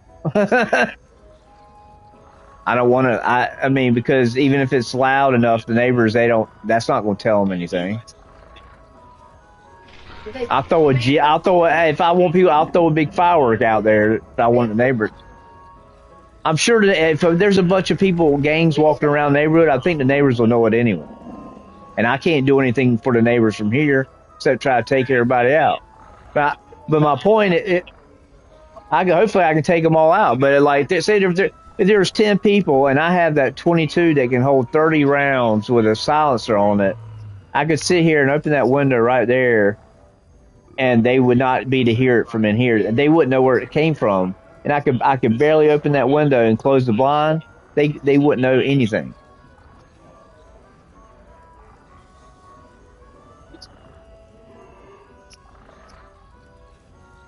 That's why I got it in the 22, because it makes it so quiet. I have a rifle. I have your gun that's a 22. So the only other gun I was going, or the only other type of suppressor I was going to get was a 9mm, because I could put it on my Glock. I can put it on that other rifle that takes 9mm. So it was either 22 or a Glock, or 9mm, and 22 is cheaper.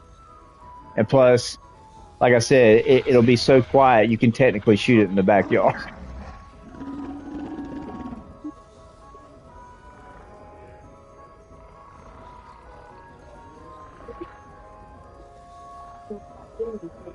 Now he licks it a lot. He's licking it a lot more. I think they're licking the blood off, maybe, because she does it too.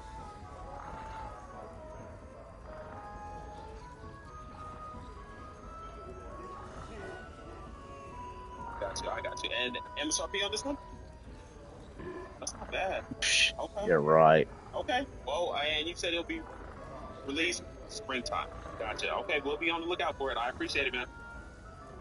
We're over there at this and Western. I've been liking what they've been doing this past year, 2025, with a lot of their carry guns. So these are their new.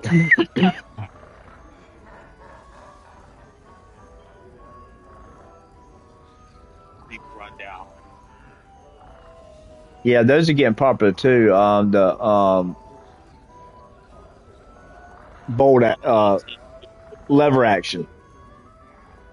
They're making them more like tactical look, like with like the rails and black.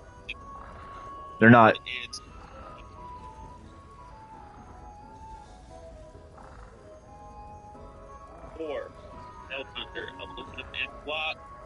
See how that one looks? It's more like a tactical look, like a military look. I like that one.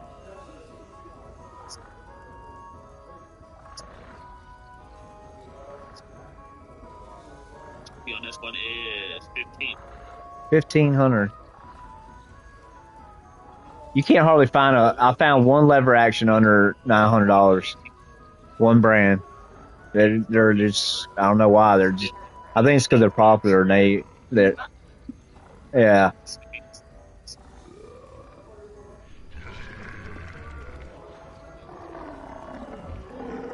$570. That's what I'll do. 45.70.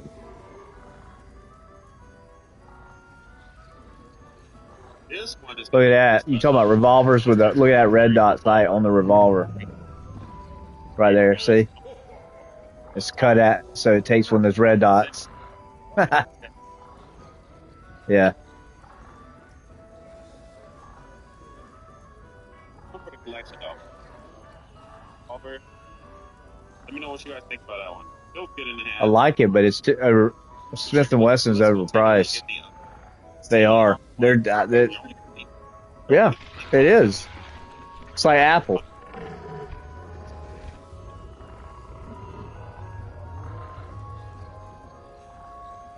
Ooh, I do like that. Look at that. Series. It's like almost white. Champagne.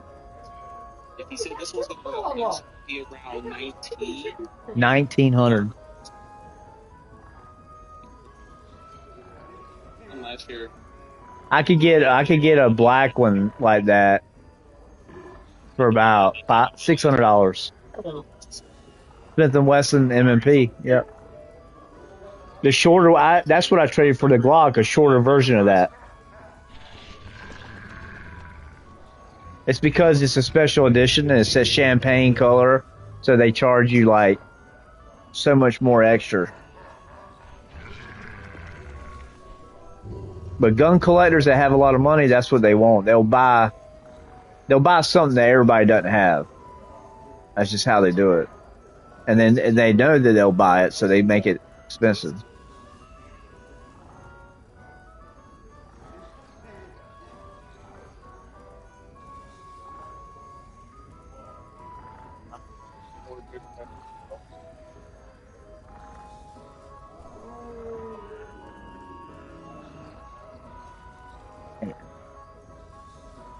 A $900 AUG? What? No way. Man, there's like hundreds of people doing these videos. Look. Look right there. See the bullpup? It loads in the back. That's the type of rifle I wanted to get, but it's usually they're like 2,000. That one's supposedly 900.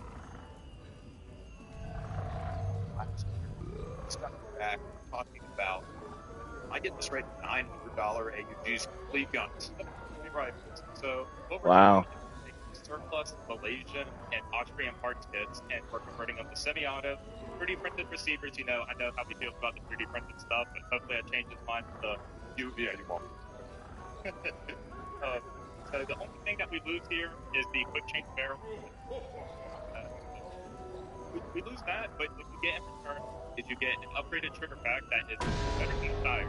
Like, actually, it's an AR-15 trigger in the rear, And again, for $900, aluminum rail, aluminum trunnion, like good to go.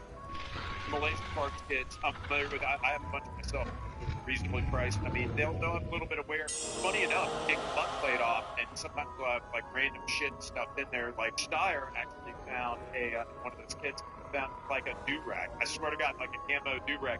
So these are fun, and they're, I mean, of course, they're Steyr quality. Right. So when I buy this, I'm buying it as a complete gun, right? A complete gun, like for $900. Yeah, no bullshit. And even a mag. So we're doing, I don't know how you feel about it, but we're doing AC Unity mags. If you want to. Oh wow, that thing breaks off real easy.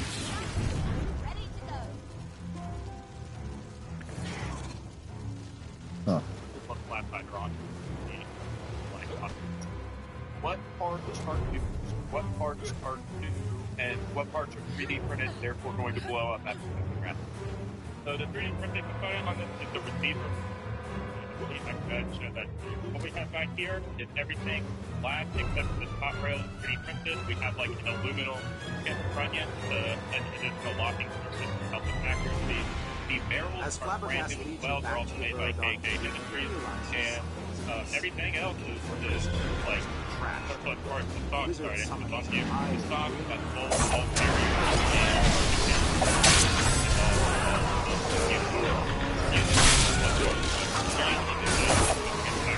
So I kind of try to do that, like I use it when I mentioned it. Honestly, like 6x brindle and 760 by 39 and 300 plugins. That's not how I'm offering this machine right yet, but it's possible, and we're actually working with 3 blackout. It's funny, he actually thought that I didn't mean to go you're good. We actually kind of beat my blackout, not right, getting under firing. I think they did 3 blackout like a year and a half ago. We were about there around 2 years ago. And then I've got to give a shout out to Colt. Colt, not the gun company, but Colt, the guy that I interviewed last year. You're going to know as soon as I say they make a 40 position on gas regulator. I haven't installed it yet, but yeah, no, the Steyr quality is like, these are incredible. So if you want to, these are the right parts, throw that on two, do a 300 blackout, yeah, you're good to go. Honestly, like when I come down here to bust y'all ball, you guys always have the dumbest shit down here, but maybe for once, we've got that I can really get, and I think this is really awesome. And you know, man, you always do a great job. Like, just even think that $900 basically like an AUG, an honest God AUG, and I think that's the hook here for the video. So Corbin, don't give us the URL, not give us the URL. That if I got on like what would I find? You wouldn't want to do those kind of are. Mainly on Instagram, don't do that. Yeah, do not do that. But Corbin, thank you as usual. I appreciate it, guys. Thank you for watching the PFPC skate where you work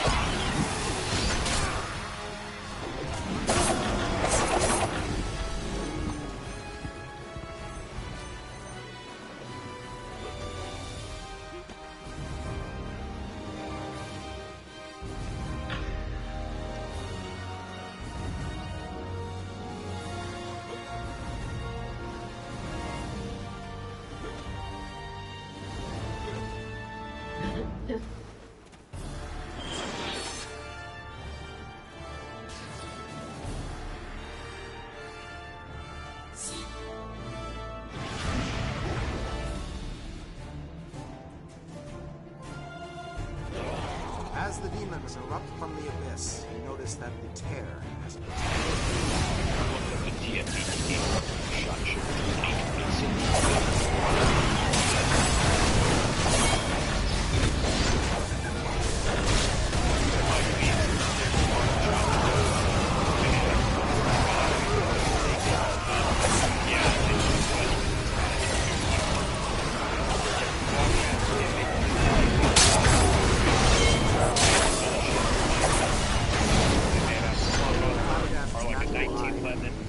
spray nozzle. We have basically like half step above that, and what we're calling like the modern day Tommy gun. You guys, unfortunately, may remember Jacob from last year tried to duck this guy all, but no.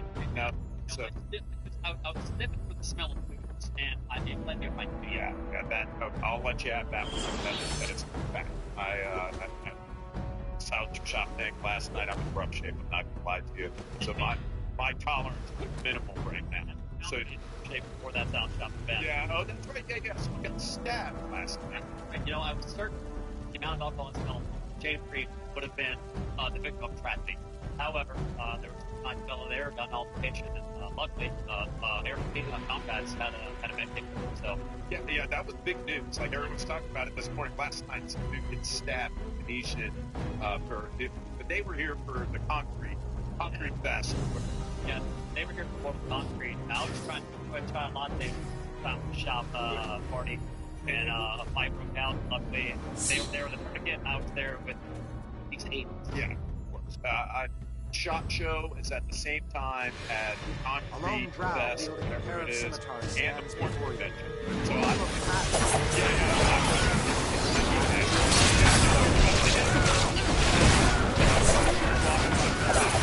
every year at SHOT Show. So in any event, God, I can barely get involved with you.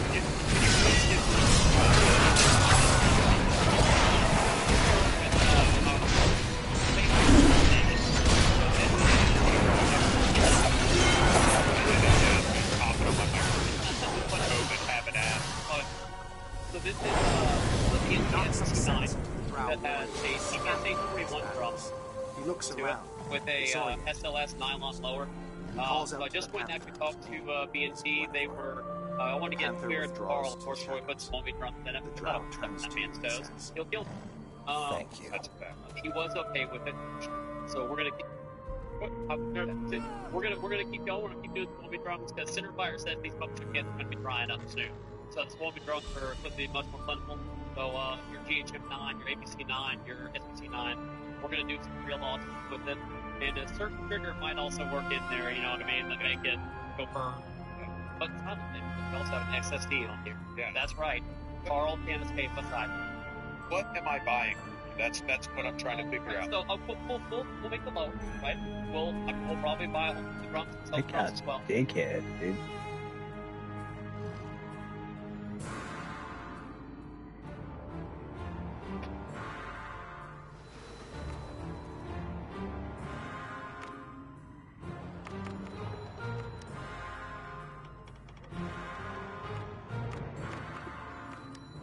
For 2026 coverage.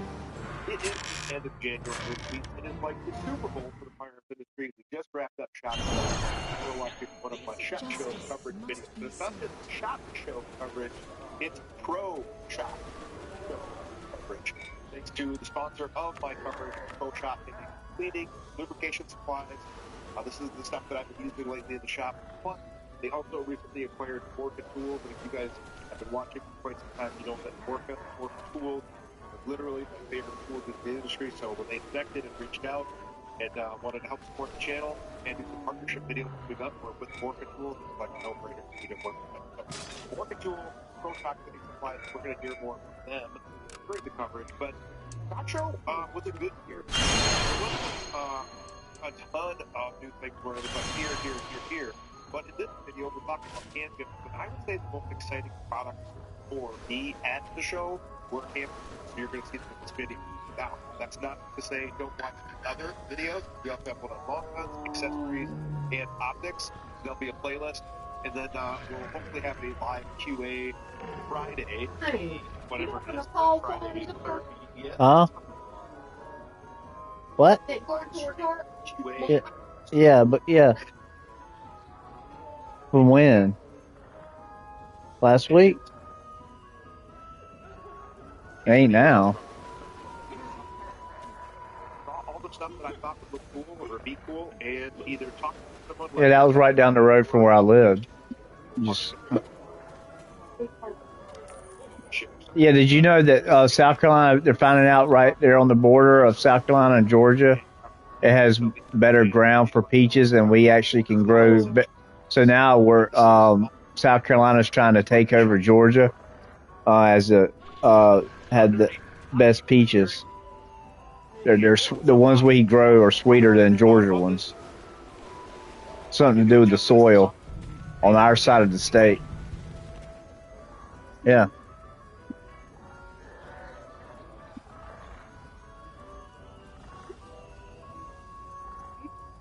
Yeah, it's like Rice Krispie light. It's So, Waltz 9, major features 45 ounces, triggers 32 to 36 ounces. Gun's going to retail for $4,900. $4,900? A lot of that stuff remains to be seen still, so. Just make $4,900 for a pistol is stupid. about the gun, a lot of options that you can have. We've got obviously the grip tape grips, we have the machine texture grips, magwell options. So what? Optic plates, RMR, Gunpoint Pro, Acro, irons forward. Blah, blah, blah. No iron sight. It has no iron sights at all. That's pathetic. It doesn't even have iron sights in case you don't use a red dot. Like, that's $4,900 and you don't have iron sights on there. That's. I would never buy that crap in 100 years. Who gives a crap about the look of it? It's stupid. Ridiculous. You can see how it rolls on the block there. So what, man? Increase for, yeah, like your barrel lockup was repeatable for us. With this, yeah, I don't care. All the extra. What I'm saying here is, this is the new C4 and as well. Targets at about 40 yards. They're full size steel, so they weren't much of a challenge. Gun shoots really nice. Recoil hit pulse with carrying a CS. There you can see those targets and everything else. I don't know. I don't understand these people. All for 2011. Update for the attaches. We went to a dovetail sight and a threadless comm system. So, taking this thing apart here real quick. Just like all of our other pistols, you just knock it back a little bit. Knock your takedown out. Get it lined up. Slide right off the front here. Spring and guide rod come out. Barrel slides forward. Comp does a 60-degree turn. Gets loose. Slides right off. We've got a 3 contact point system here. 2 lugs. Once this slides on, it's real nice and loose. Then it tightens up on the diameter as you turn the system. Once we get it lined up, get it to drop into the frame here. Give it a little wiggle. Nice and smooth. Almost like the barrel's one piece now. Oh, cool. Let's say somebody has a comp. Yep. Like this. Yep. And all of a sudden, hey, I got to shoot limited. I got to shoot whatever. Right. So we're going to be coming out with multiple attachments for this. So we've got requests for a sight block. So we're going to drop the comp off here. We've got a sight block. We're going to go ahead and drop the sight block right on as well. Just like that. There you go. Same thing. Like one piece. Now you're ready for a sight block. We're also going to be coming out with a double comp as well. We're going to have a smaller comp and then a larger port in the front as well. It'll extend out the end of the gun a little bit. It should all match, look real nice. That'll be something we come out with later this year. Roughly availability on the new system? We have a machine now. They are getting that DLC coded. They're going to be going to dealers hopefully in the next few weeks. Yeah, we went to a new recoil spring system. We got our friends over at Cook Spring in Sarasota with us. They've got a patent on a 3-stage variable pitch and variable diameter recoil spring. We also apply the same technology to our hammer springs. So what we're getting here is 2 points of control. We're able to See, that's why guns are so expensive, Mom, because like even like the springs have to be made strong and special. Before it's contacting the frame and then throwing the slide back forward. What that does is pretty much eliminates all of that jarring and that punch you get in your wrist and your palm when you pull the trigger on a handgun. It is unbelievably impressive. And then we did the same tech on the main springs. So when you drop your hammer, your gun goes off, it goes to reset the hammer now. It is significantly smoother. So that first bit of hammer movement is about 13 pounds, jumps up to about 15, and then once it's fully cocked, it's at 18 to 19 pounds still. And then the progressive spring is throwing it forward at 18-pound rate. So you're still going to get consistent primer, hits, strikes, and everything's going to run as it should, but you're getting the benefit of a much lighter mainspring for the reset. That's helping muzzle rise and the smoothness of the gun overall. All right, dudes, I know we're talking handguns in this video, and that's why I want to make sure that you know about the Core X cleaning kits and all their other cleaning supplies from Pro Shop. Our heroes enter the dark If you're wood looking for a in really search of simple the cleaning kit, elven maybe princess. something to keep around Your shop, party keeping your comes range across whatever, a these Core X dryad kits of are the nice wood, because they come with a but coated she rod, seems a distressed. brush, What Pro could Shop trouble tools, the elven calibers, things like that. Now, what's really cool about this is that you can start out with, so that you can add more patches, you can add more supplies, anything that you're going to need from Pro Shot, or if you want to build your own kit, maybe the core kit is great, you have different calibers, you have different sizes or whatever, and you want to do your own thing, you can build your own kit for all your different pistols, and I love these You spot a witch toiling over a boiling cauldron in a clearing. Supplies, copper solvents, waxers, cleaners, patches, brushes, jags, everything that you're going to need.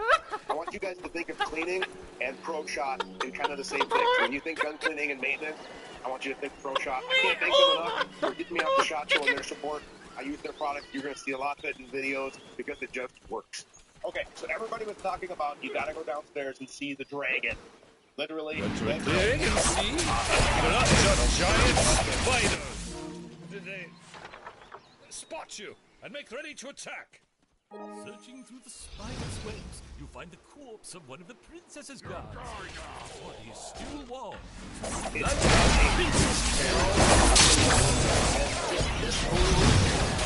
Your leader's corpse find a map showing they took the princess to a flooded graveyard. There may still be time to save her. Numerous foes wait to attack our heroes. Now, just imagine blue dice Completely new design, ground up,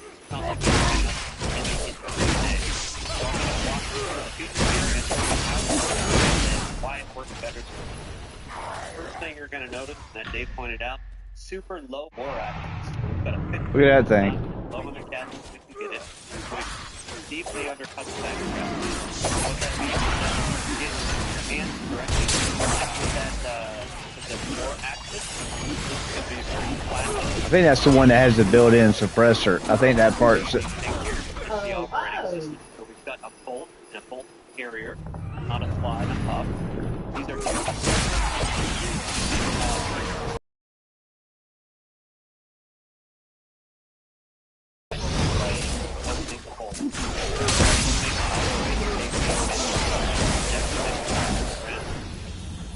as they pointed out, you've got this operating component moving back and forth when it's shooting. The optic stays fixed.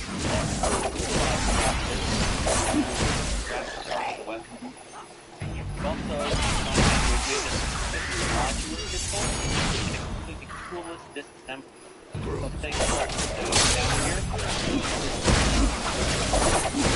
Shouts in anger. Who would dare to interrupt the sacrifice? Things like the ergonomics on the back.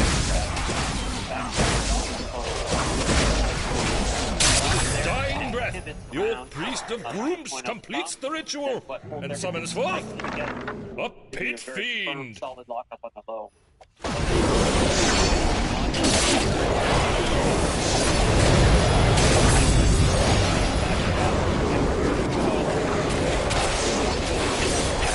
Sacrifice. The pit fiend is banished from our plane of existence once more. Well done, heroes. So all of the operating components are housed in the trigger guard. So that is the firearm. That is the part that is serialized and marked.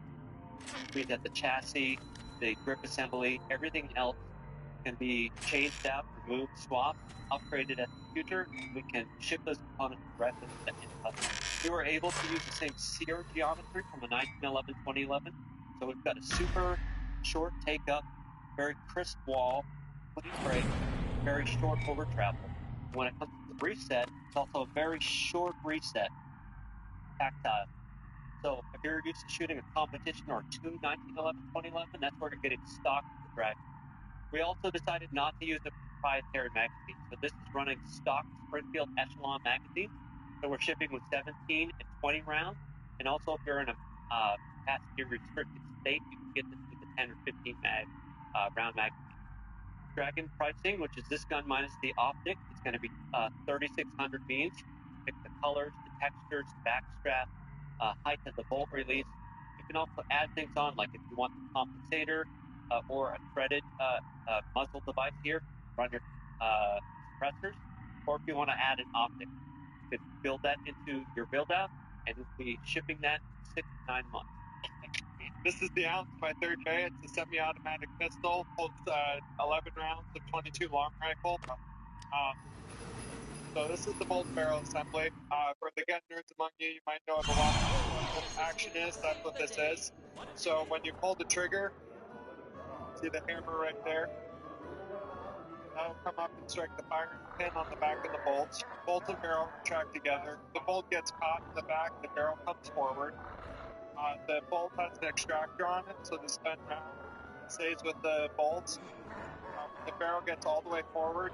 The transporter here rotates down, kicks out the old round, introduces new round. The bolt comes forward, it chambers the new round while simultaneously ejecting the old round. And all of the rounds are stored here. Correct. Yep. Yep. And bolt will come forward and it's ready to fire again. Very cool. And how compact, once it's in that storage position, how safe is it, things like that? Yeah, so as I showed you, the hammer's right here, the firing pin is on the back of the bolt here. So when it's folded up, the hammer is actually, it can't rotate up in the firing pin. Additionally, you'll see the bolt actually. Look at that 22 pistol. Well, he's showing how it works. Look, the bullets come from up here, up top. And then you can fold it up. But that's the inside of it. It's like cut in half, and he's showing how it works.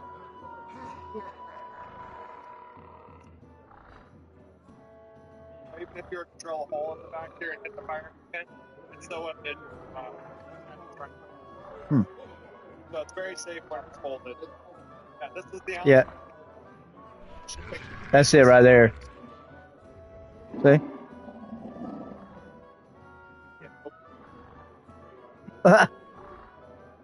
Wow. Big, great firearms. Just want to talk to you a few of the new models we have coming out for 2026. So for starters, this is our Knox. He is $5,800. $5,800 for that pistol. Being printed all one piece, even the two colors. Basically, they DLC it, then mask it off, then PVD the rest of the barrel. So one thing that we have done for 2026 is everything is billet in-house. There's no internals, so all the internals are machined from billet. Biggest change that is kind of evident initially is the grip module completely redesigned with all these cutouts. It is one of the most ergonomic double stack 1911 grips. Every time that you grab it, your hand just perfectly sits in there. It is still a one-piece billet aluminum trigger, but we do have the over travel adjustment screw, so you can fine-tune that to personal preference. The trigger is 2.5 pound. Obviously, there is a slight variance, but generally 2 to 2 3/4 is kind of the range that falls in. So, also with the Knox 9, it will come standard with the arm plate mounted to it.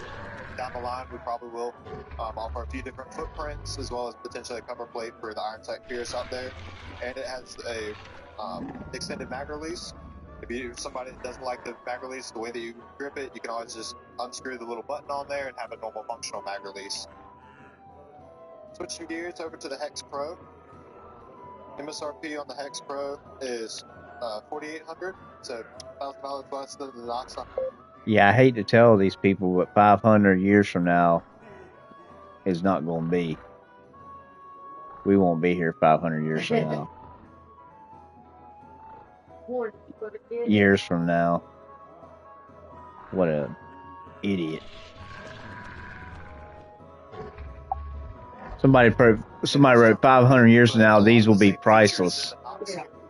Yeah, so will my toenails. Like, give me a break, dude. Same grip shape, but a little different grip texture, and it is kind of deceiving. It looks on the smoother side. I mean, seriously, that's the dumbest thing I've ever heard, because you're not going to be alive 500 years from now, so why does it matter? You won't be able to pull the trigger. Like, well, I mean, people are stupid. Tell you, I don't know.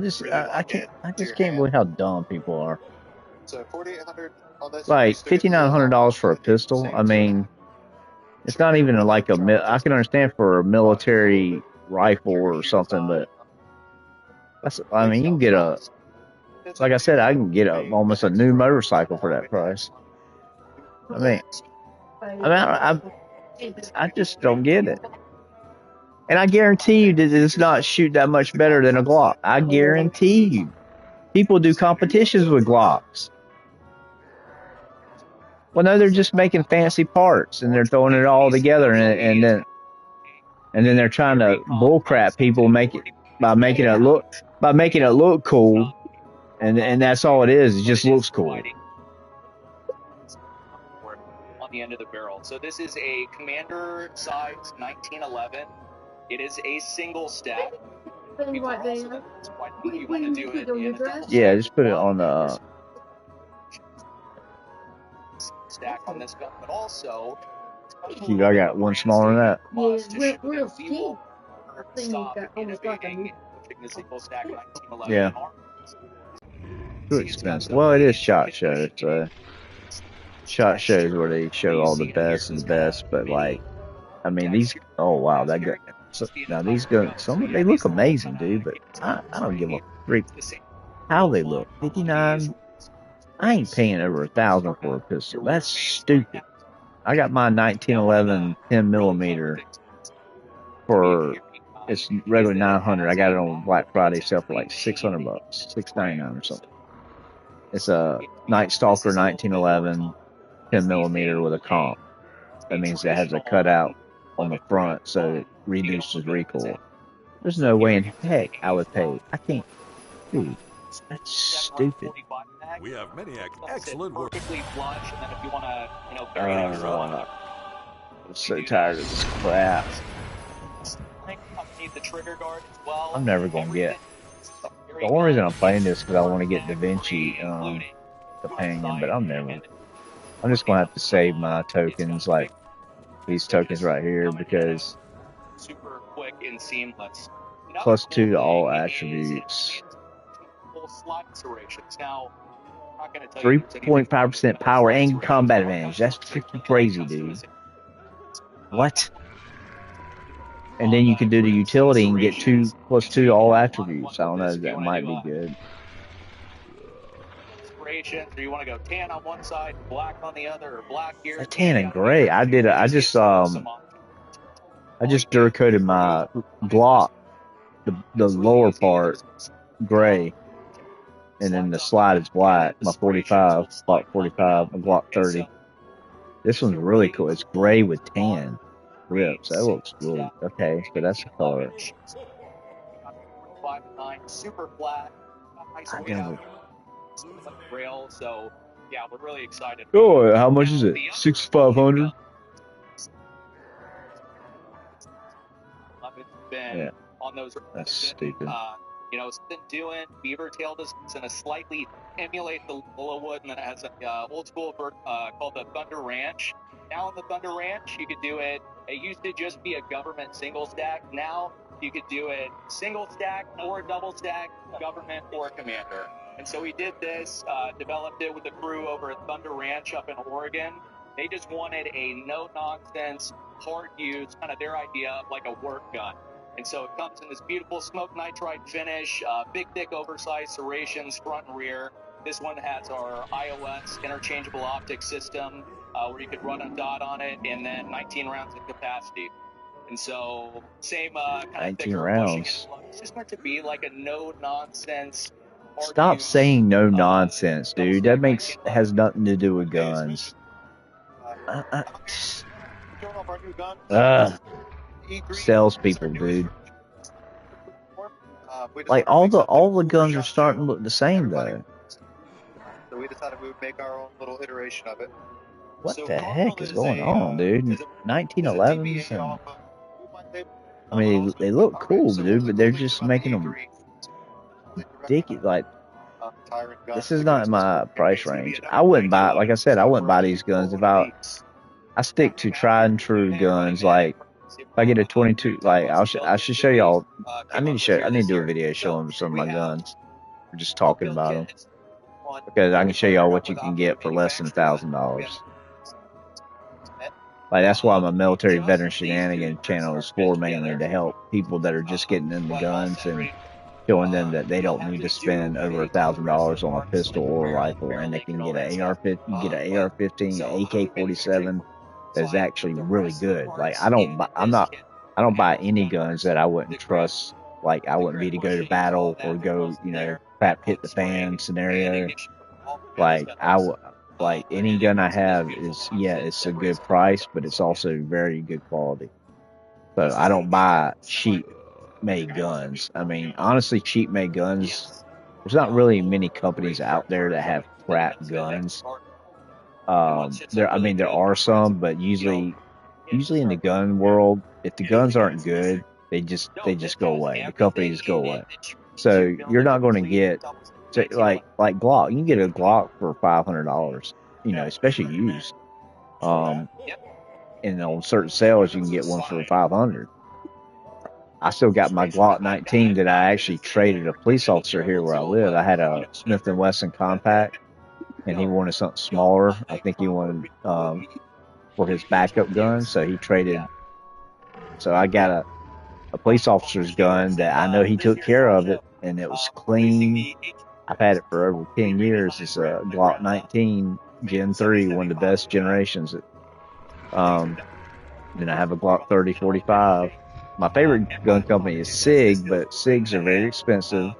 Usually all are over $1,000. I had a SIG Scorpion one time, 1911. And it was like $1,400, but I traded 2 guns in for it. But like I said, the only time anytime I've gone over $1,000 for a gun, I've traded stuff for it. I'm not going. I can't imagine spending $1,900 on like cash, like out of my wallet. I mean, believe me, there's hundreds of guns that I like, but after my dad passed away, like almost 5 months ago now, I went on, started buying guns, I bought some guns, just trying to deal with it. I mean, that was my way to keep my mind off of, everything that's going on. It's just, I was hanging out at the Palmetto State Armory. I got, the cool thing was I got to know the guys up there, and I can go up there and hang out and talk about guns and military stuff. But bad part is I bought too many guns, but thank God that God kind of put it in my head. It's like, guys, it was kind of like a feeling of, okay, you need to slow down. Still in our testing and tuning phase, but we're absolutely going to release this gun. It's just, it's just with anything else. It don't matter if it's guns, if you're a female and you buy a lot of pocketbooks, shoes, or a guy, buying a lot of video game stuff. I mean, it could be anything. It doesn't matter what it is. It's just, if you're materialistic and you try to buy things to make you happy, it's not. I wasn't trying to buy guns to make me happy. God makes me happy, but I was buying guns to keep my mind off, just thinking about Dad, and my dad had guns and stuff, and so I basically I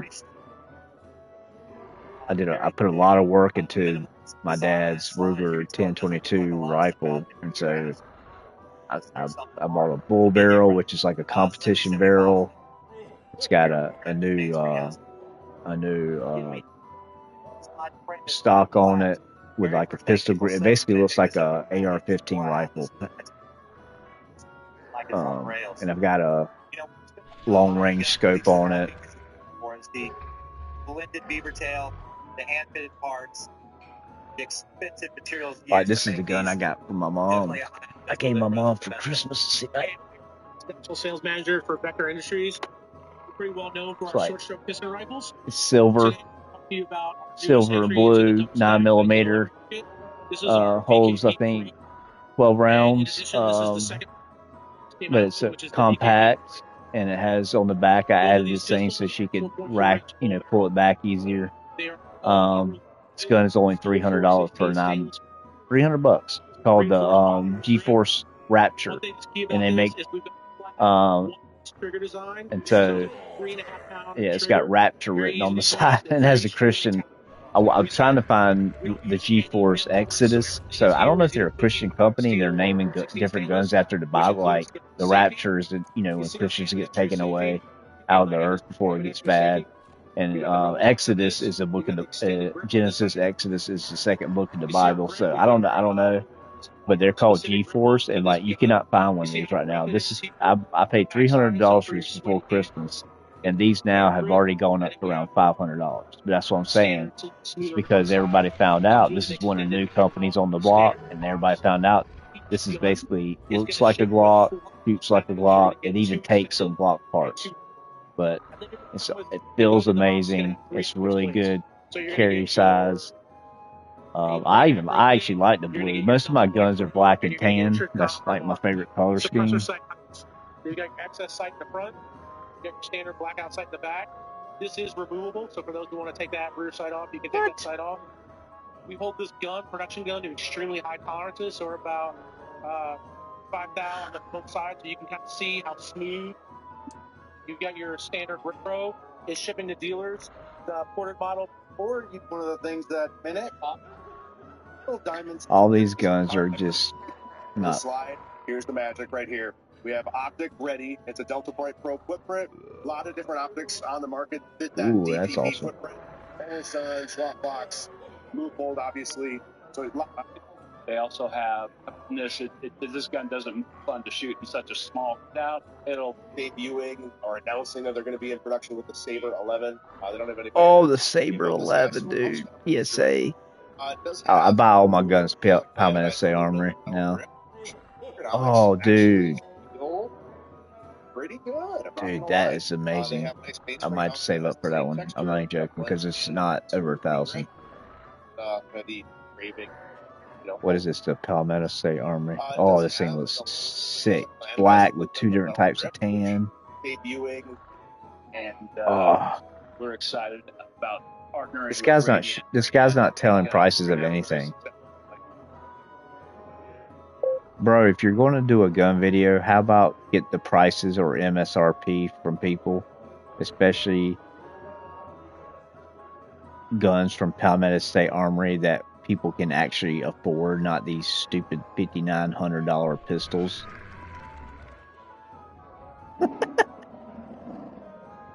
I swear, people just are idiots for paying $5,900 for a pistol. That's the dumbest thing I've ever heard. I guess if you're a multi-millionaire, I don't know.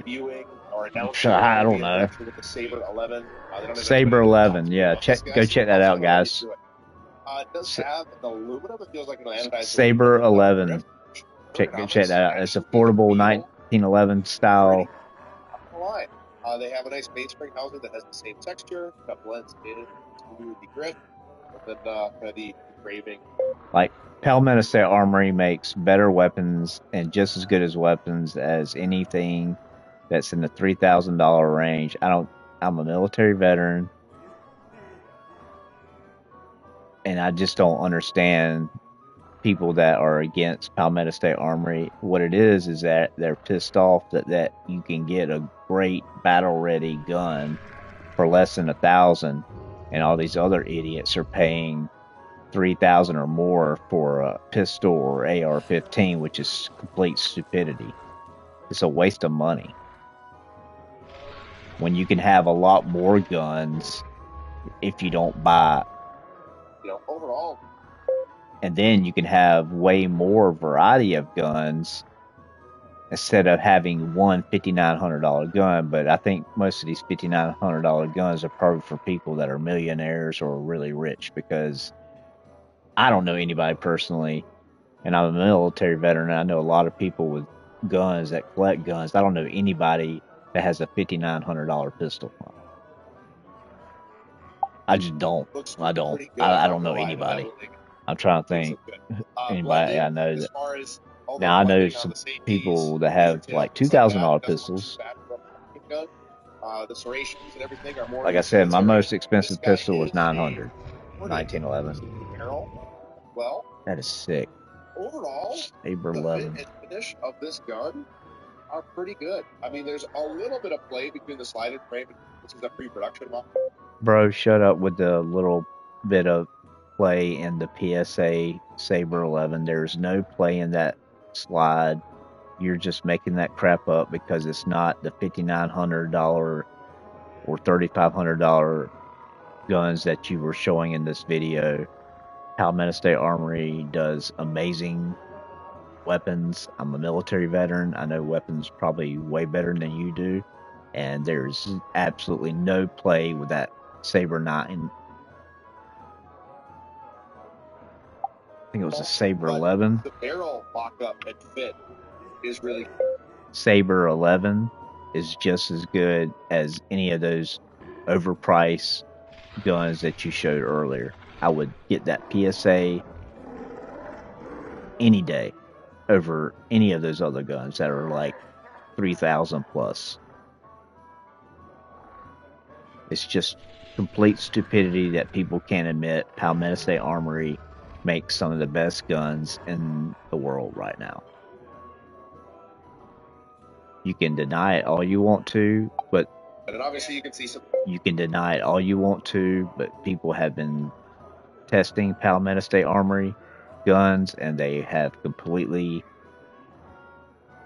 been amazing and reliable. The 5.7x28 I have, and it's better than the FN, it's better than the Ruger, it's better than the Smith & Wesson, and the AR-15 10.5 inch barrel I have from Palmetto State Armory is just as good as a Daniel Defense or any other AR-15 that I've shot. Bushmaster, Colt. They're all aware here. Everyone's been playing with. I'm just tired of people that want only expensive guns putting Palmetto State Armory down, and then people think that Palmetto State Armory is not good when they're actually way better, and you get way more for your money. And that's just my personal opinion about it. Gotta say, I didn't expect it to feel this good, or kind of what we maybe think of PSA or whatever. But they are just come along and evolutionize their product line and their value kind of proposition really, really well over the years. Kind of really establishing themselves as more of a higher end brand. So this actually feels like a really solid pistol. Yeah, Palmetto State. That's the thing with Palmetto State Armory. They do have guns that are really expensive. Here as a concept, that now they're saying it's going to be moving forward in production. I don't know exactly when, but I do like how it feels. I mean, they got this amazing, like, if y'all play Call of Duty, the MP7, they're coming out with a like an MP7 5.7x28, which is one thing I'm looking at. The biggest new product launch is our Okay, I don't care about. I got one revolver. It's a 357 Magnum, and it shoots 38 special. So it's a Ruger competition. Actually, that's probably my most expensive pistol. That one's around over $1,000, but I got it used in like great condition. It's an amazing revolver. A 357 round will take most people down with one I mean, it's not really something you go out and shoot a lot unless you're at an outdoor range and you can shoot some stuff because it's such a powerful gun. Like, And a little bit better. kicks like a mother too.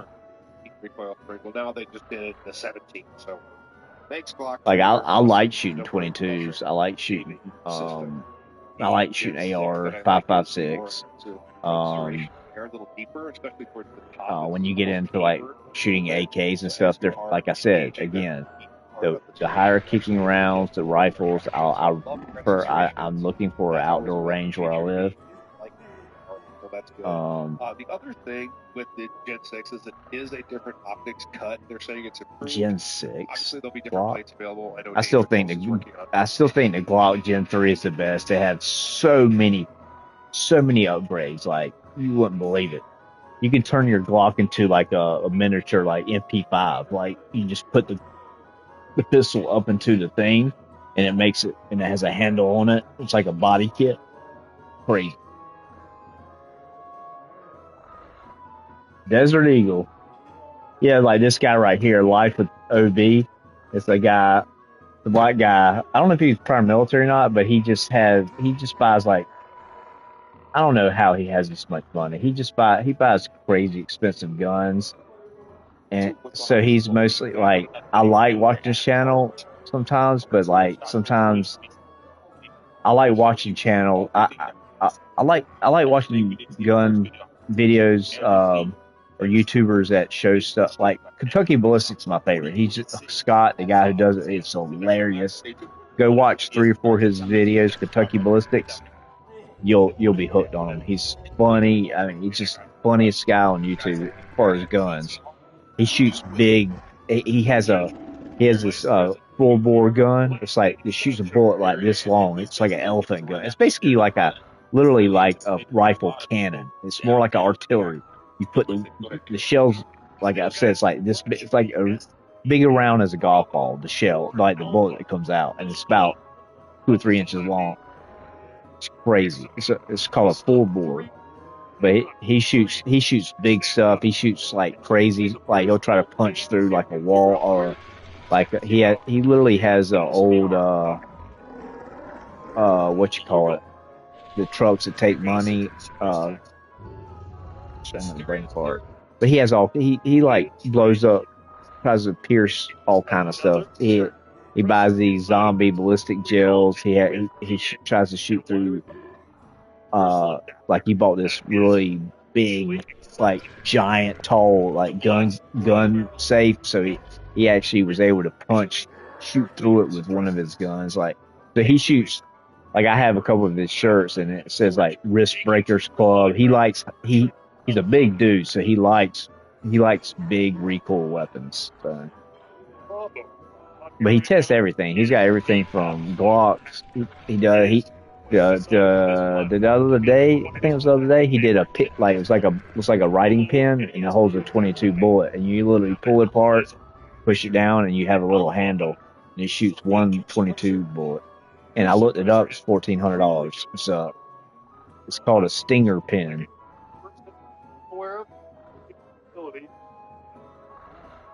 Nice. Now, when do you guys plan on dropping these? Estimated date? Tomorrow. Full MSRP of this gun is going to be about $4,000. Okay, now are you guys going to have different tier levels, or is it going to be a one stupid? In the Bravo, same price point on both of those. Okay. Downrange, I mean way downrange, will offer the 0 suppressor option. So those of you at home that already have a suppressor, you can use what you already have on the USDA. Go integrally suppressed on your own. Okay. And down the line, is there any plans for yeah, like different calibers, or you guys going to stick with 9mm? On this platform, it's a 9mm. That's stupid. If I get an MP5, this is an MP5 type SMG. See, he just said it. I would not want a 9mm. I want 45.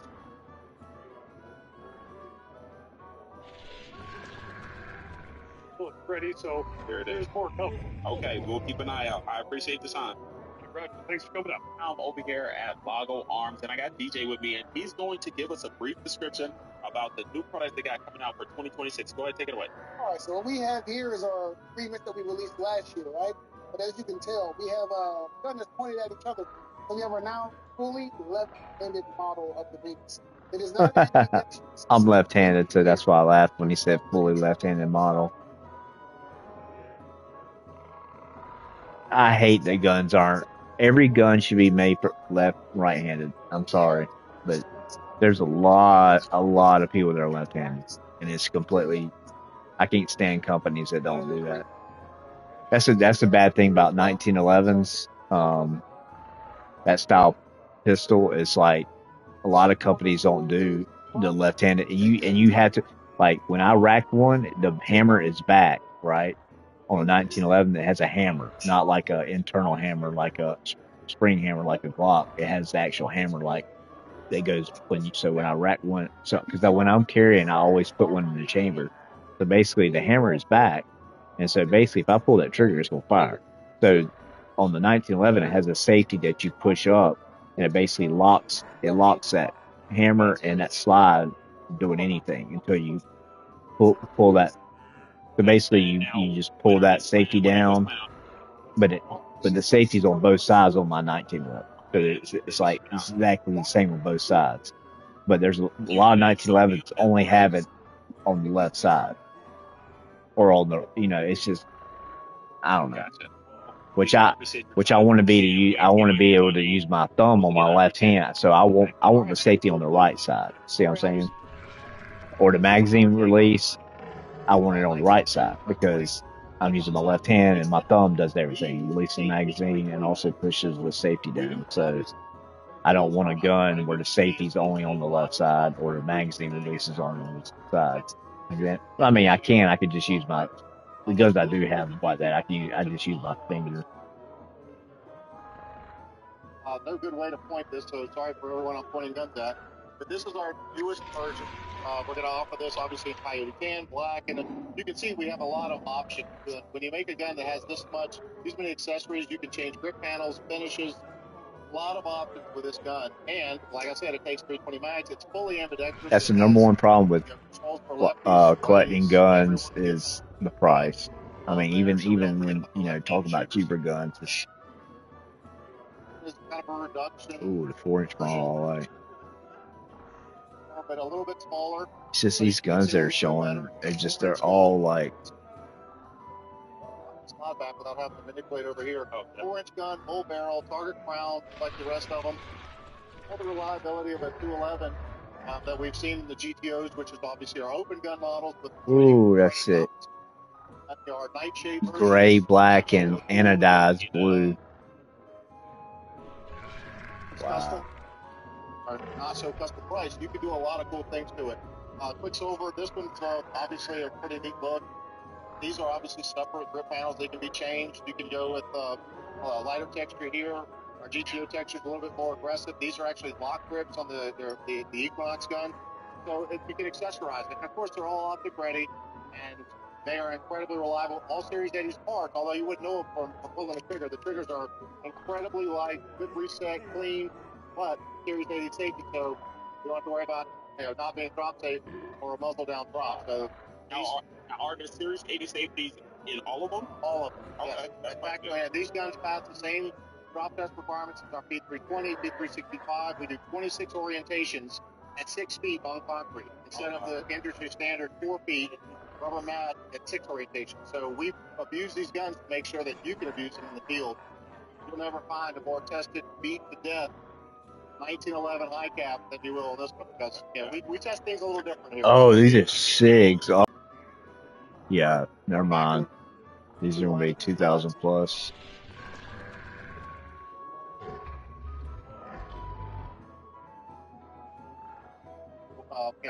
We'll be catching up by early spring. We hope to be completely caught up and being able to go off with the GT4 and 5. In fact, this will be my limited optics gun that I'll be shooting this year. If I shoot limited optics, most likely I'll be shooting the 320, honestly. But I got you. And you said there was a couple other guns. There are. We'll take a look at those. Okay. So one other new platform we have, or new firearm we have, is based on our most popular firearm. We've sold more 365s than all of our pistols combined. And now we have two versions of the H3 model. Now, this is obviously named after Daniel Horner. This is the alloy version. There's also a polymer version. I want to look at SIGs. My favorite guns. They're awesome looking.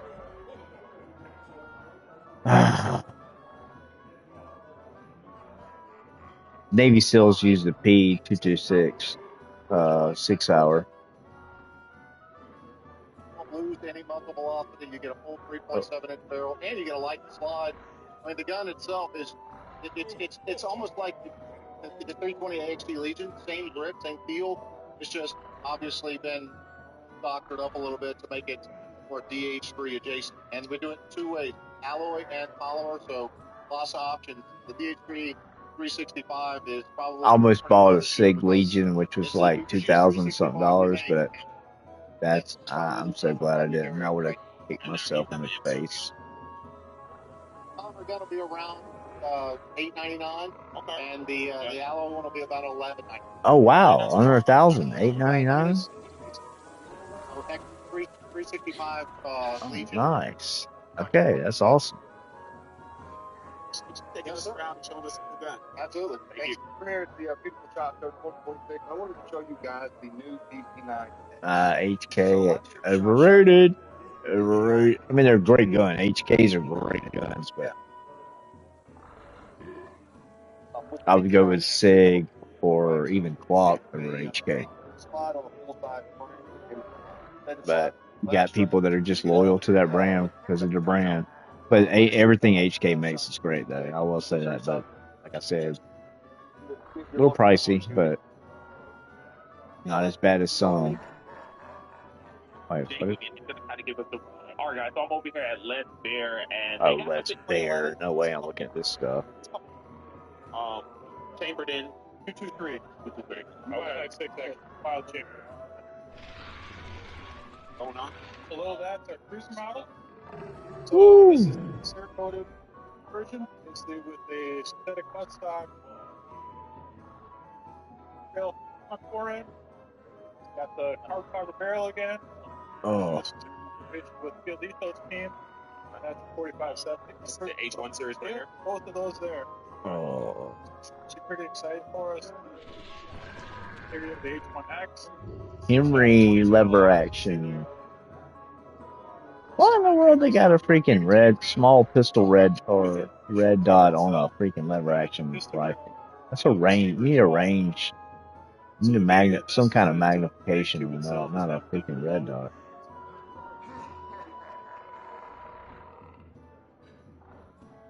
Similar with Monte Carlo wood stock. Monte Carlo. Yeah, this just looks weird with a red dot on a rifle. I mean, especially a long range rifle or medium long range. So Explorer, which is Cerakote option. I mean, I'd at least put a 3x, 5x zoom on it. Well, I love that one. Really excited.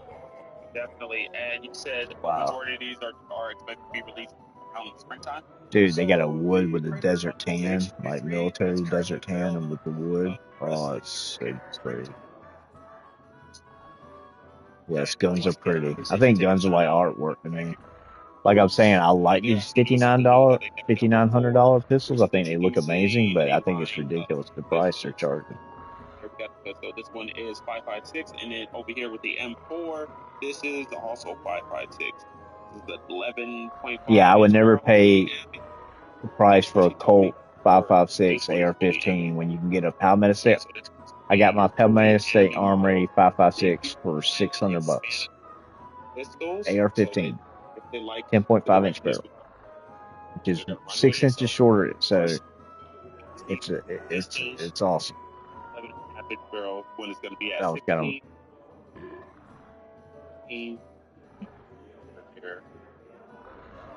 Full rifle Pro. And so this is going to be your base model. Yeah. Colt and Smith & Wesson.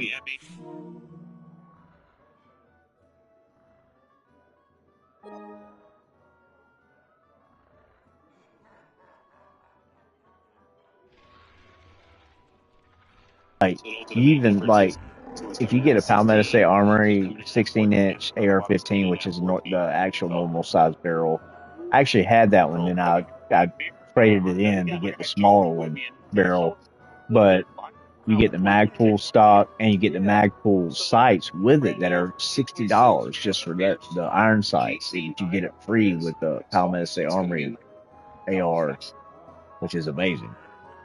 You get the Magpul furniture, which is buttstock full grip, and then you get Magpul. Billet part. Okay. These are going to be really buttery smooth. Dang. A nice I can't believe one thing about pistols though, they're getting so smooth. Like when you rack them back, it's crazy.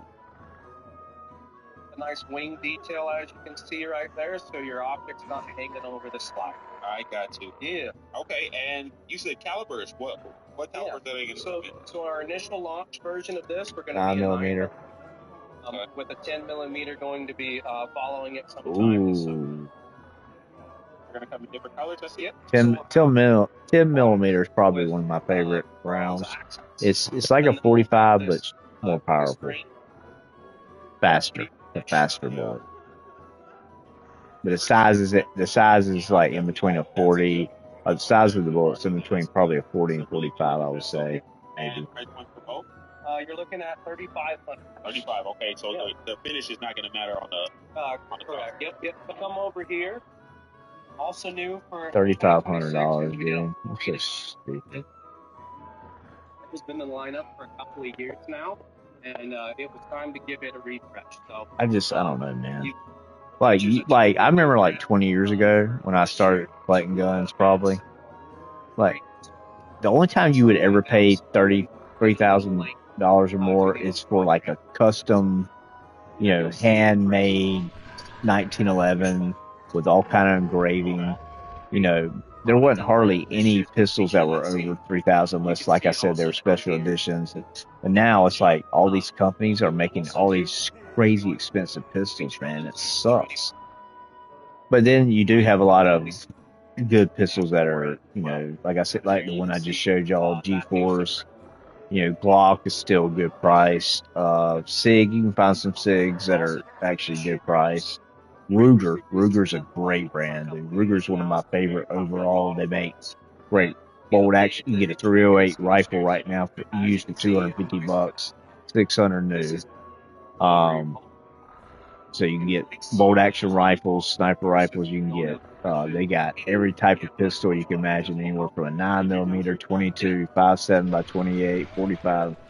They've got 22 Magnum pistols. They got shotguns. Ruger's actually my revolver, what I have. So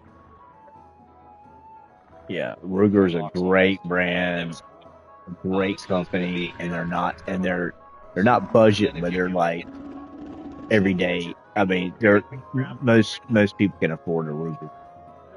I would suggest a Ruger. I would suggest Ruger, Palmetto State Armory, Glock,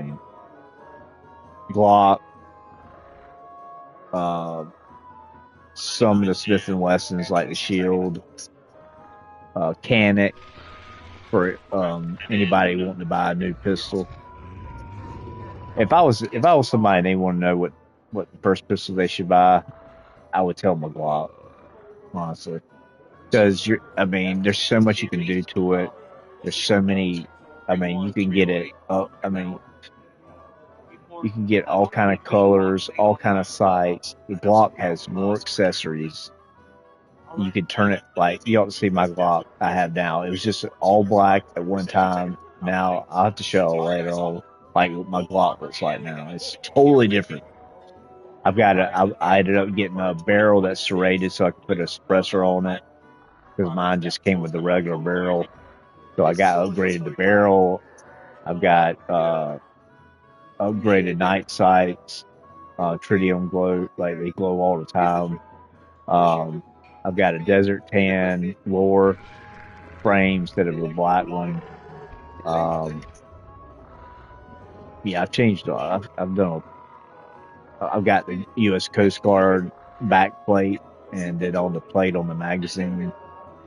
And I also got a couple 33 round. They make the Glock 33 round magazines that are like this tall, so they'll actually fit into the Glock. What the heck is that? What in the world is that?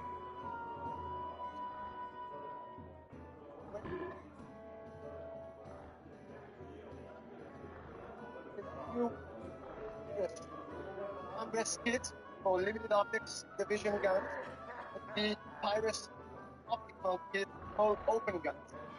They both feature a very unique palm rest that can be mounted almost in infinite positions in every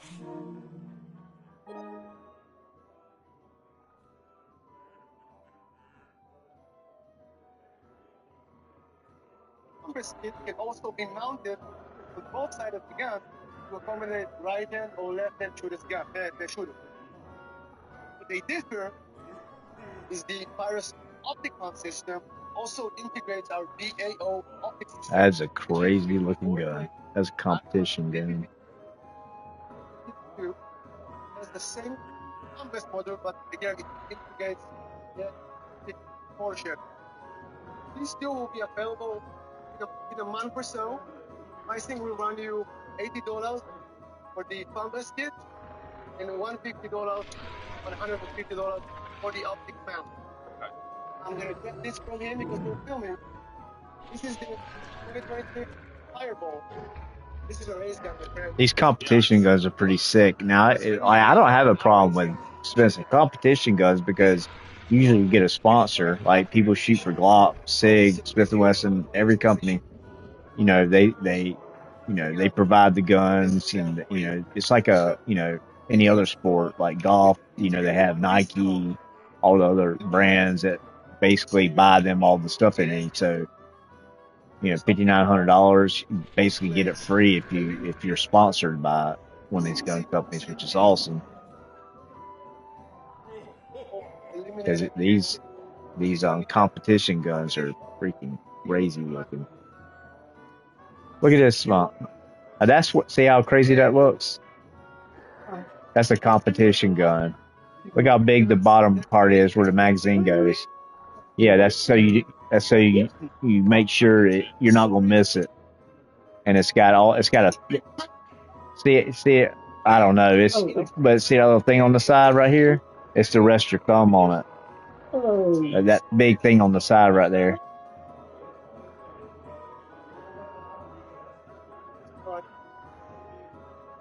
This is the 1911 SOF.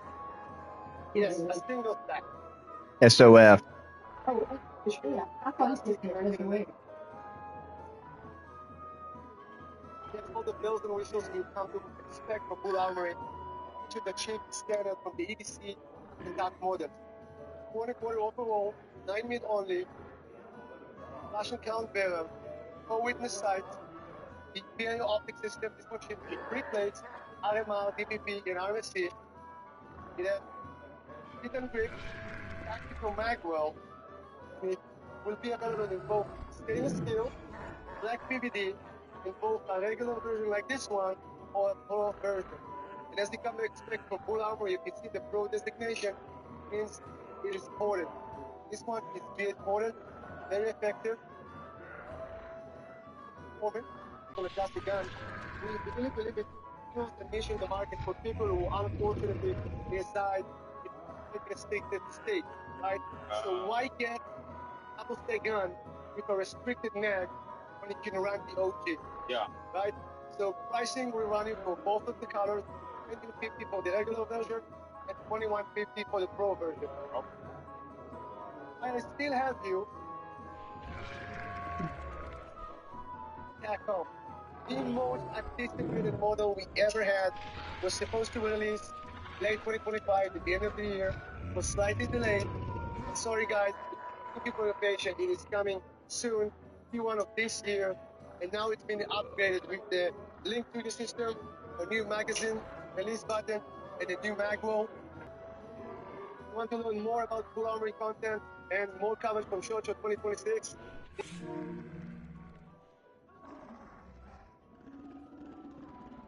Jason with me, and he's basically going to show us some of the new products they got coming out for 2026. Very much. First of all, this is the 9-inch Commando variant of the Stemcell SAK-21. Starting up front, we have an identical gas regulator press, not press. We also offer in the mullet. There, decided to go back and eliminate something a lot of people don't like about AKs. Decided to make that pesky dust cover hinge with a very tight tolerance. It returns to 0, very simple to release that. The one thing that a lot of people also don't like that are AR users, last round bolt hold open, locks to the rear. And then, really want, use mag release right there at your fingertip. You'll notice, nice, clean, crisp, 2-stage trigger. Just like that. We decided to get rid of that long pesky bar. We went with a push button safety on it. Or a push button safety on it. But that inside of here, everything inside is 17-4 stainless steel with diamond-like carbon coating. And 70-75 built aluminum. Oversized magazine well. 100% American-made patent. J-Mac buttstock and a Meridian Defense pistol grip. We also have a 12-inch Commando variant. As you can see here, this one has 17,000 rounds to it. I think it's one of our first ones. So you said that has now 17,000 rounds. Is that 17,000 rounds with no issues, no hiccup? Or 17,000 rounds just all together? 17,000 rounds. The only issue we had is firing low cost surplus ammo. Okay. The weapon itself malfunctions perfectly fine. Okay. Next up for us will be released the 16-inch Recon variant. And from there, we're looking to move into the 5.56 and 300 blackout. Long-term plans will go into 6.5 and 6.8. Well, we'll look out for that. All right. And these are some of the finishes that you guys offer? Yes. Currently, this one you see right here is a clear anodization. This coloring is actually a chemical reaction between the aluminum and clear anodization. Oh, okay. This is our black. And then here we have our OD green for those who like that color. Here they are, bug holsters. I got my guy Ross with me, and he's going to kind of give us a brief rundown of the items on their table and the holsters. Look.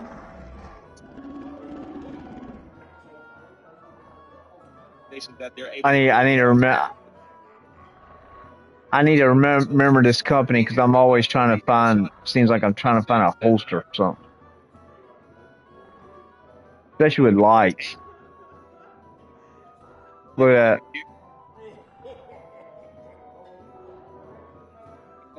Here, of course, we always add the mod being part of our holster. It's got to have that to maximize the concealment. We do all kinds of belt clip styles. So right now we got a foamy on there, but we do the mono block, Bucks holsters exclusive art clip, and we do the ulti clip, which is fantastic for nobody that wears a belt. The other thing is that we sand, bevel, and polish all of the edges. Everything is optics ready and a suppressor channel ready. So we're ready for those aftermarket parts, extra extended mag releases. If you have a gas pedal, we can build channels for your gas pedal as well. This is a great inside the waistband, great design, but if you have your own design, that's kind of what's cool about what we do. You can go on our website, you can upload your own image, and we'll put it right on the holster. Hear that? I'll get an image of like me, you, and Dad on the holster. You just upload an image and they put it on the holster. Put one with Gizmo on it.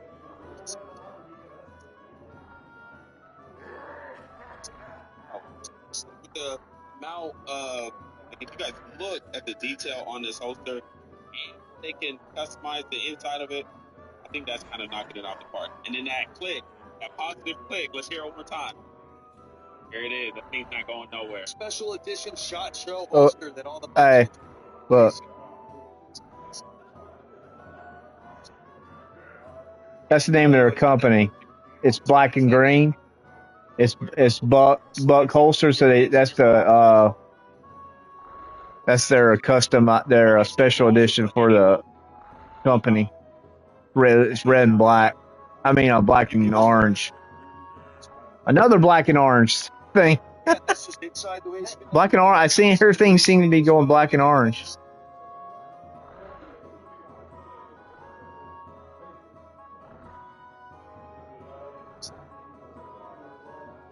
single clip, hard claw. These are fantastic. You won't get any kind of better retention out of a hybrid than this style from us. Okay, now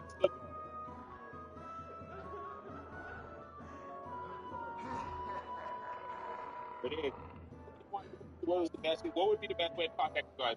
Yeah, you can go at bucksholsters.com. If you want an email, support at bucksholsters.com. Or you can always find us on Instagram, bucksholstersreal.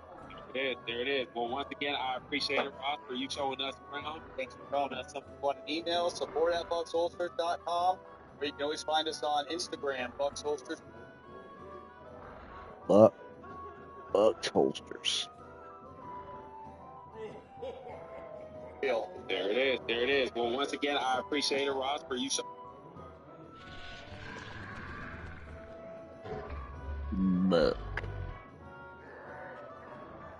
Bucks holsters.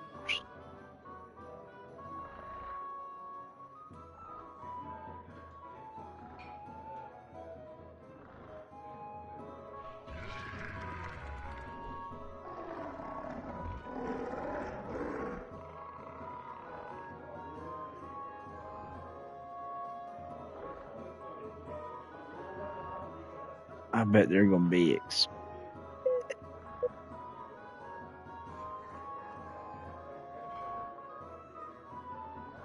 Oh, they're not that expensive. Huh. The antler outside of waste.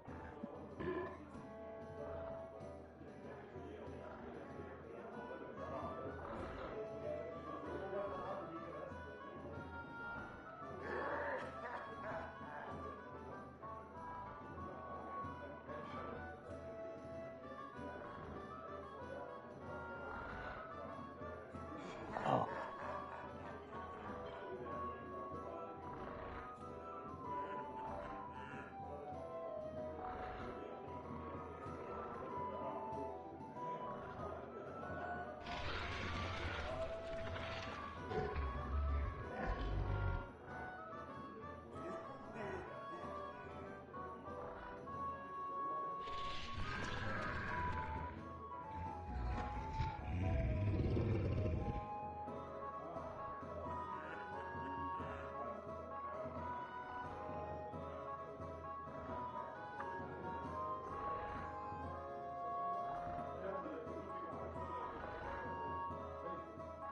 What?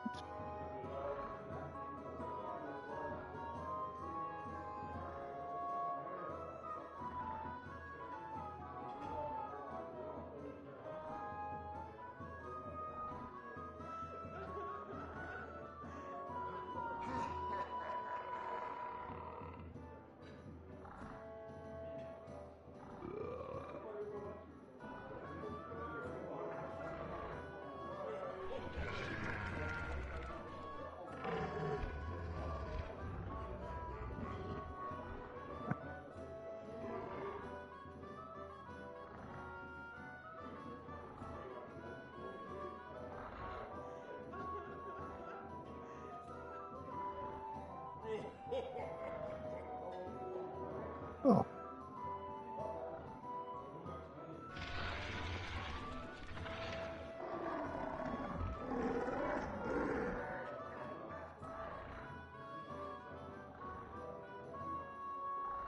Howdy y'all, and welcome back to another Nightcore Store video. My name is Josh, and today we're looking at the Nightcore NTL25, a compact rail-mounted tactical flashlight that fits on most compact and full-size pistols. This delivers a maximum output of 900 lumens and a throw of 278 yards.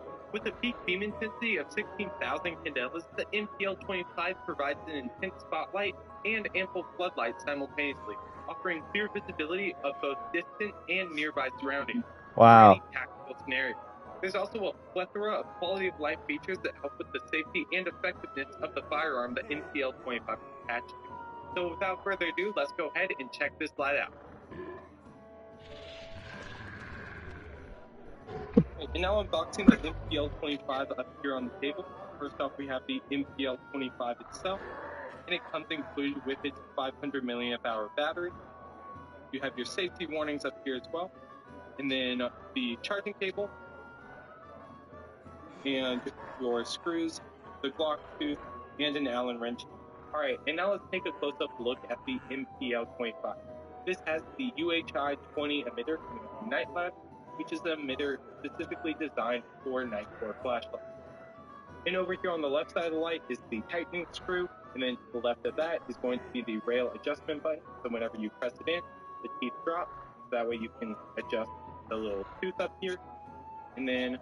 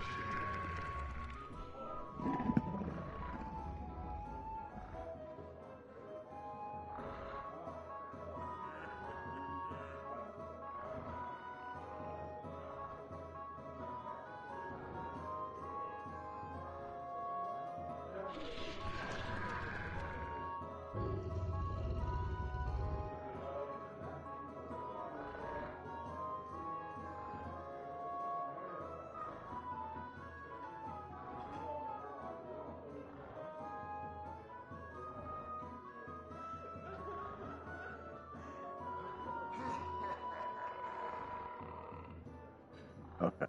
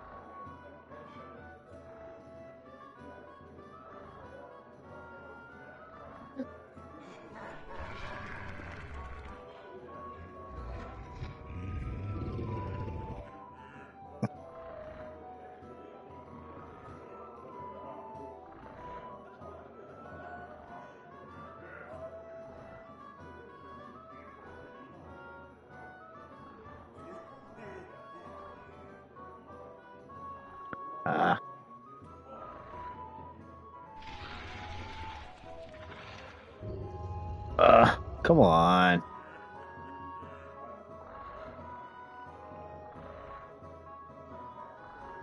Stop giving me that, dude.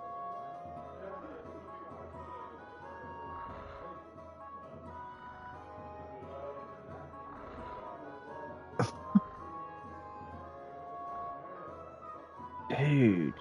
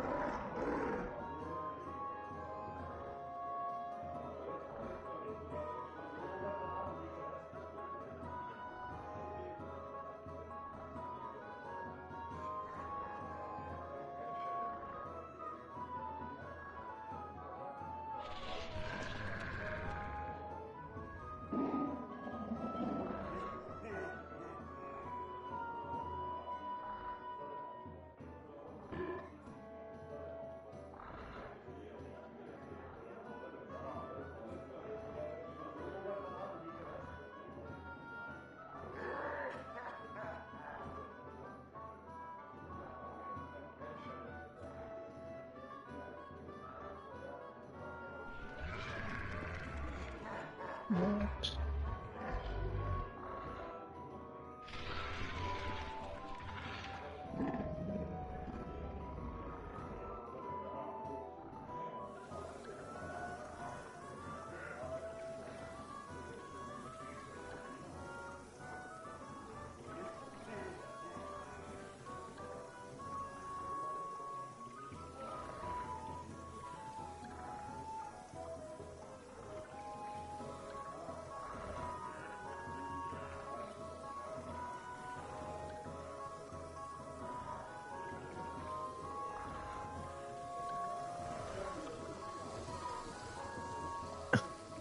Really?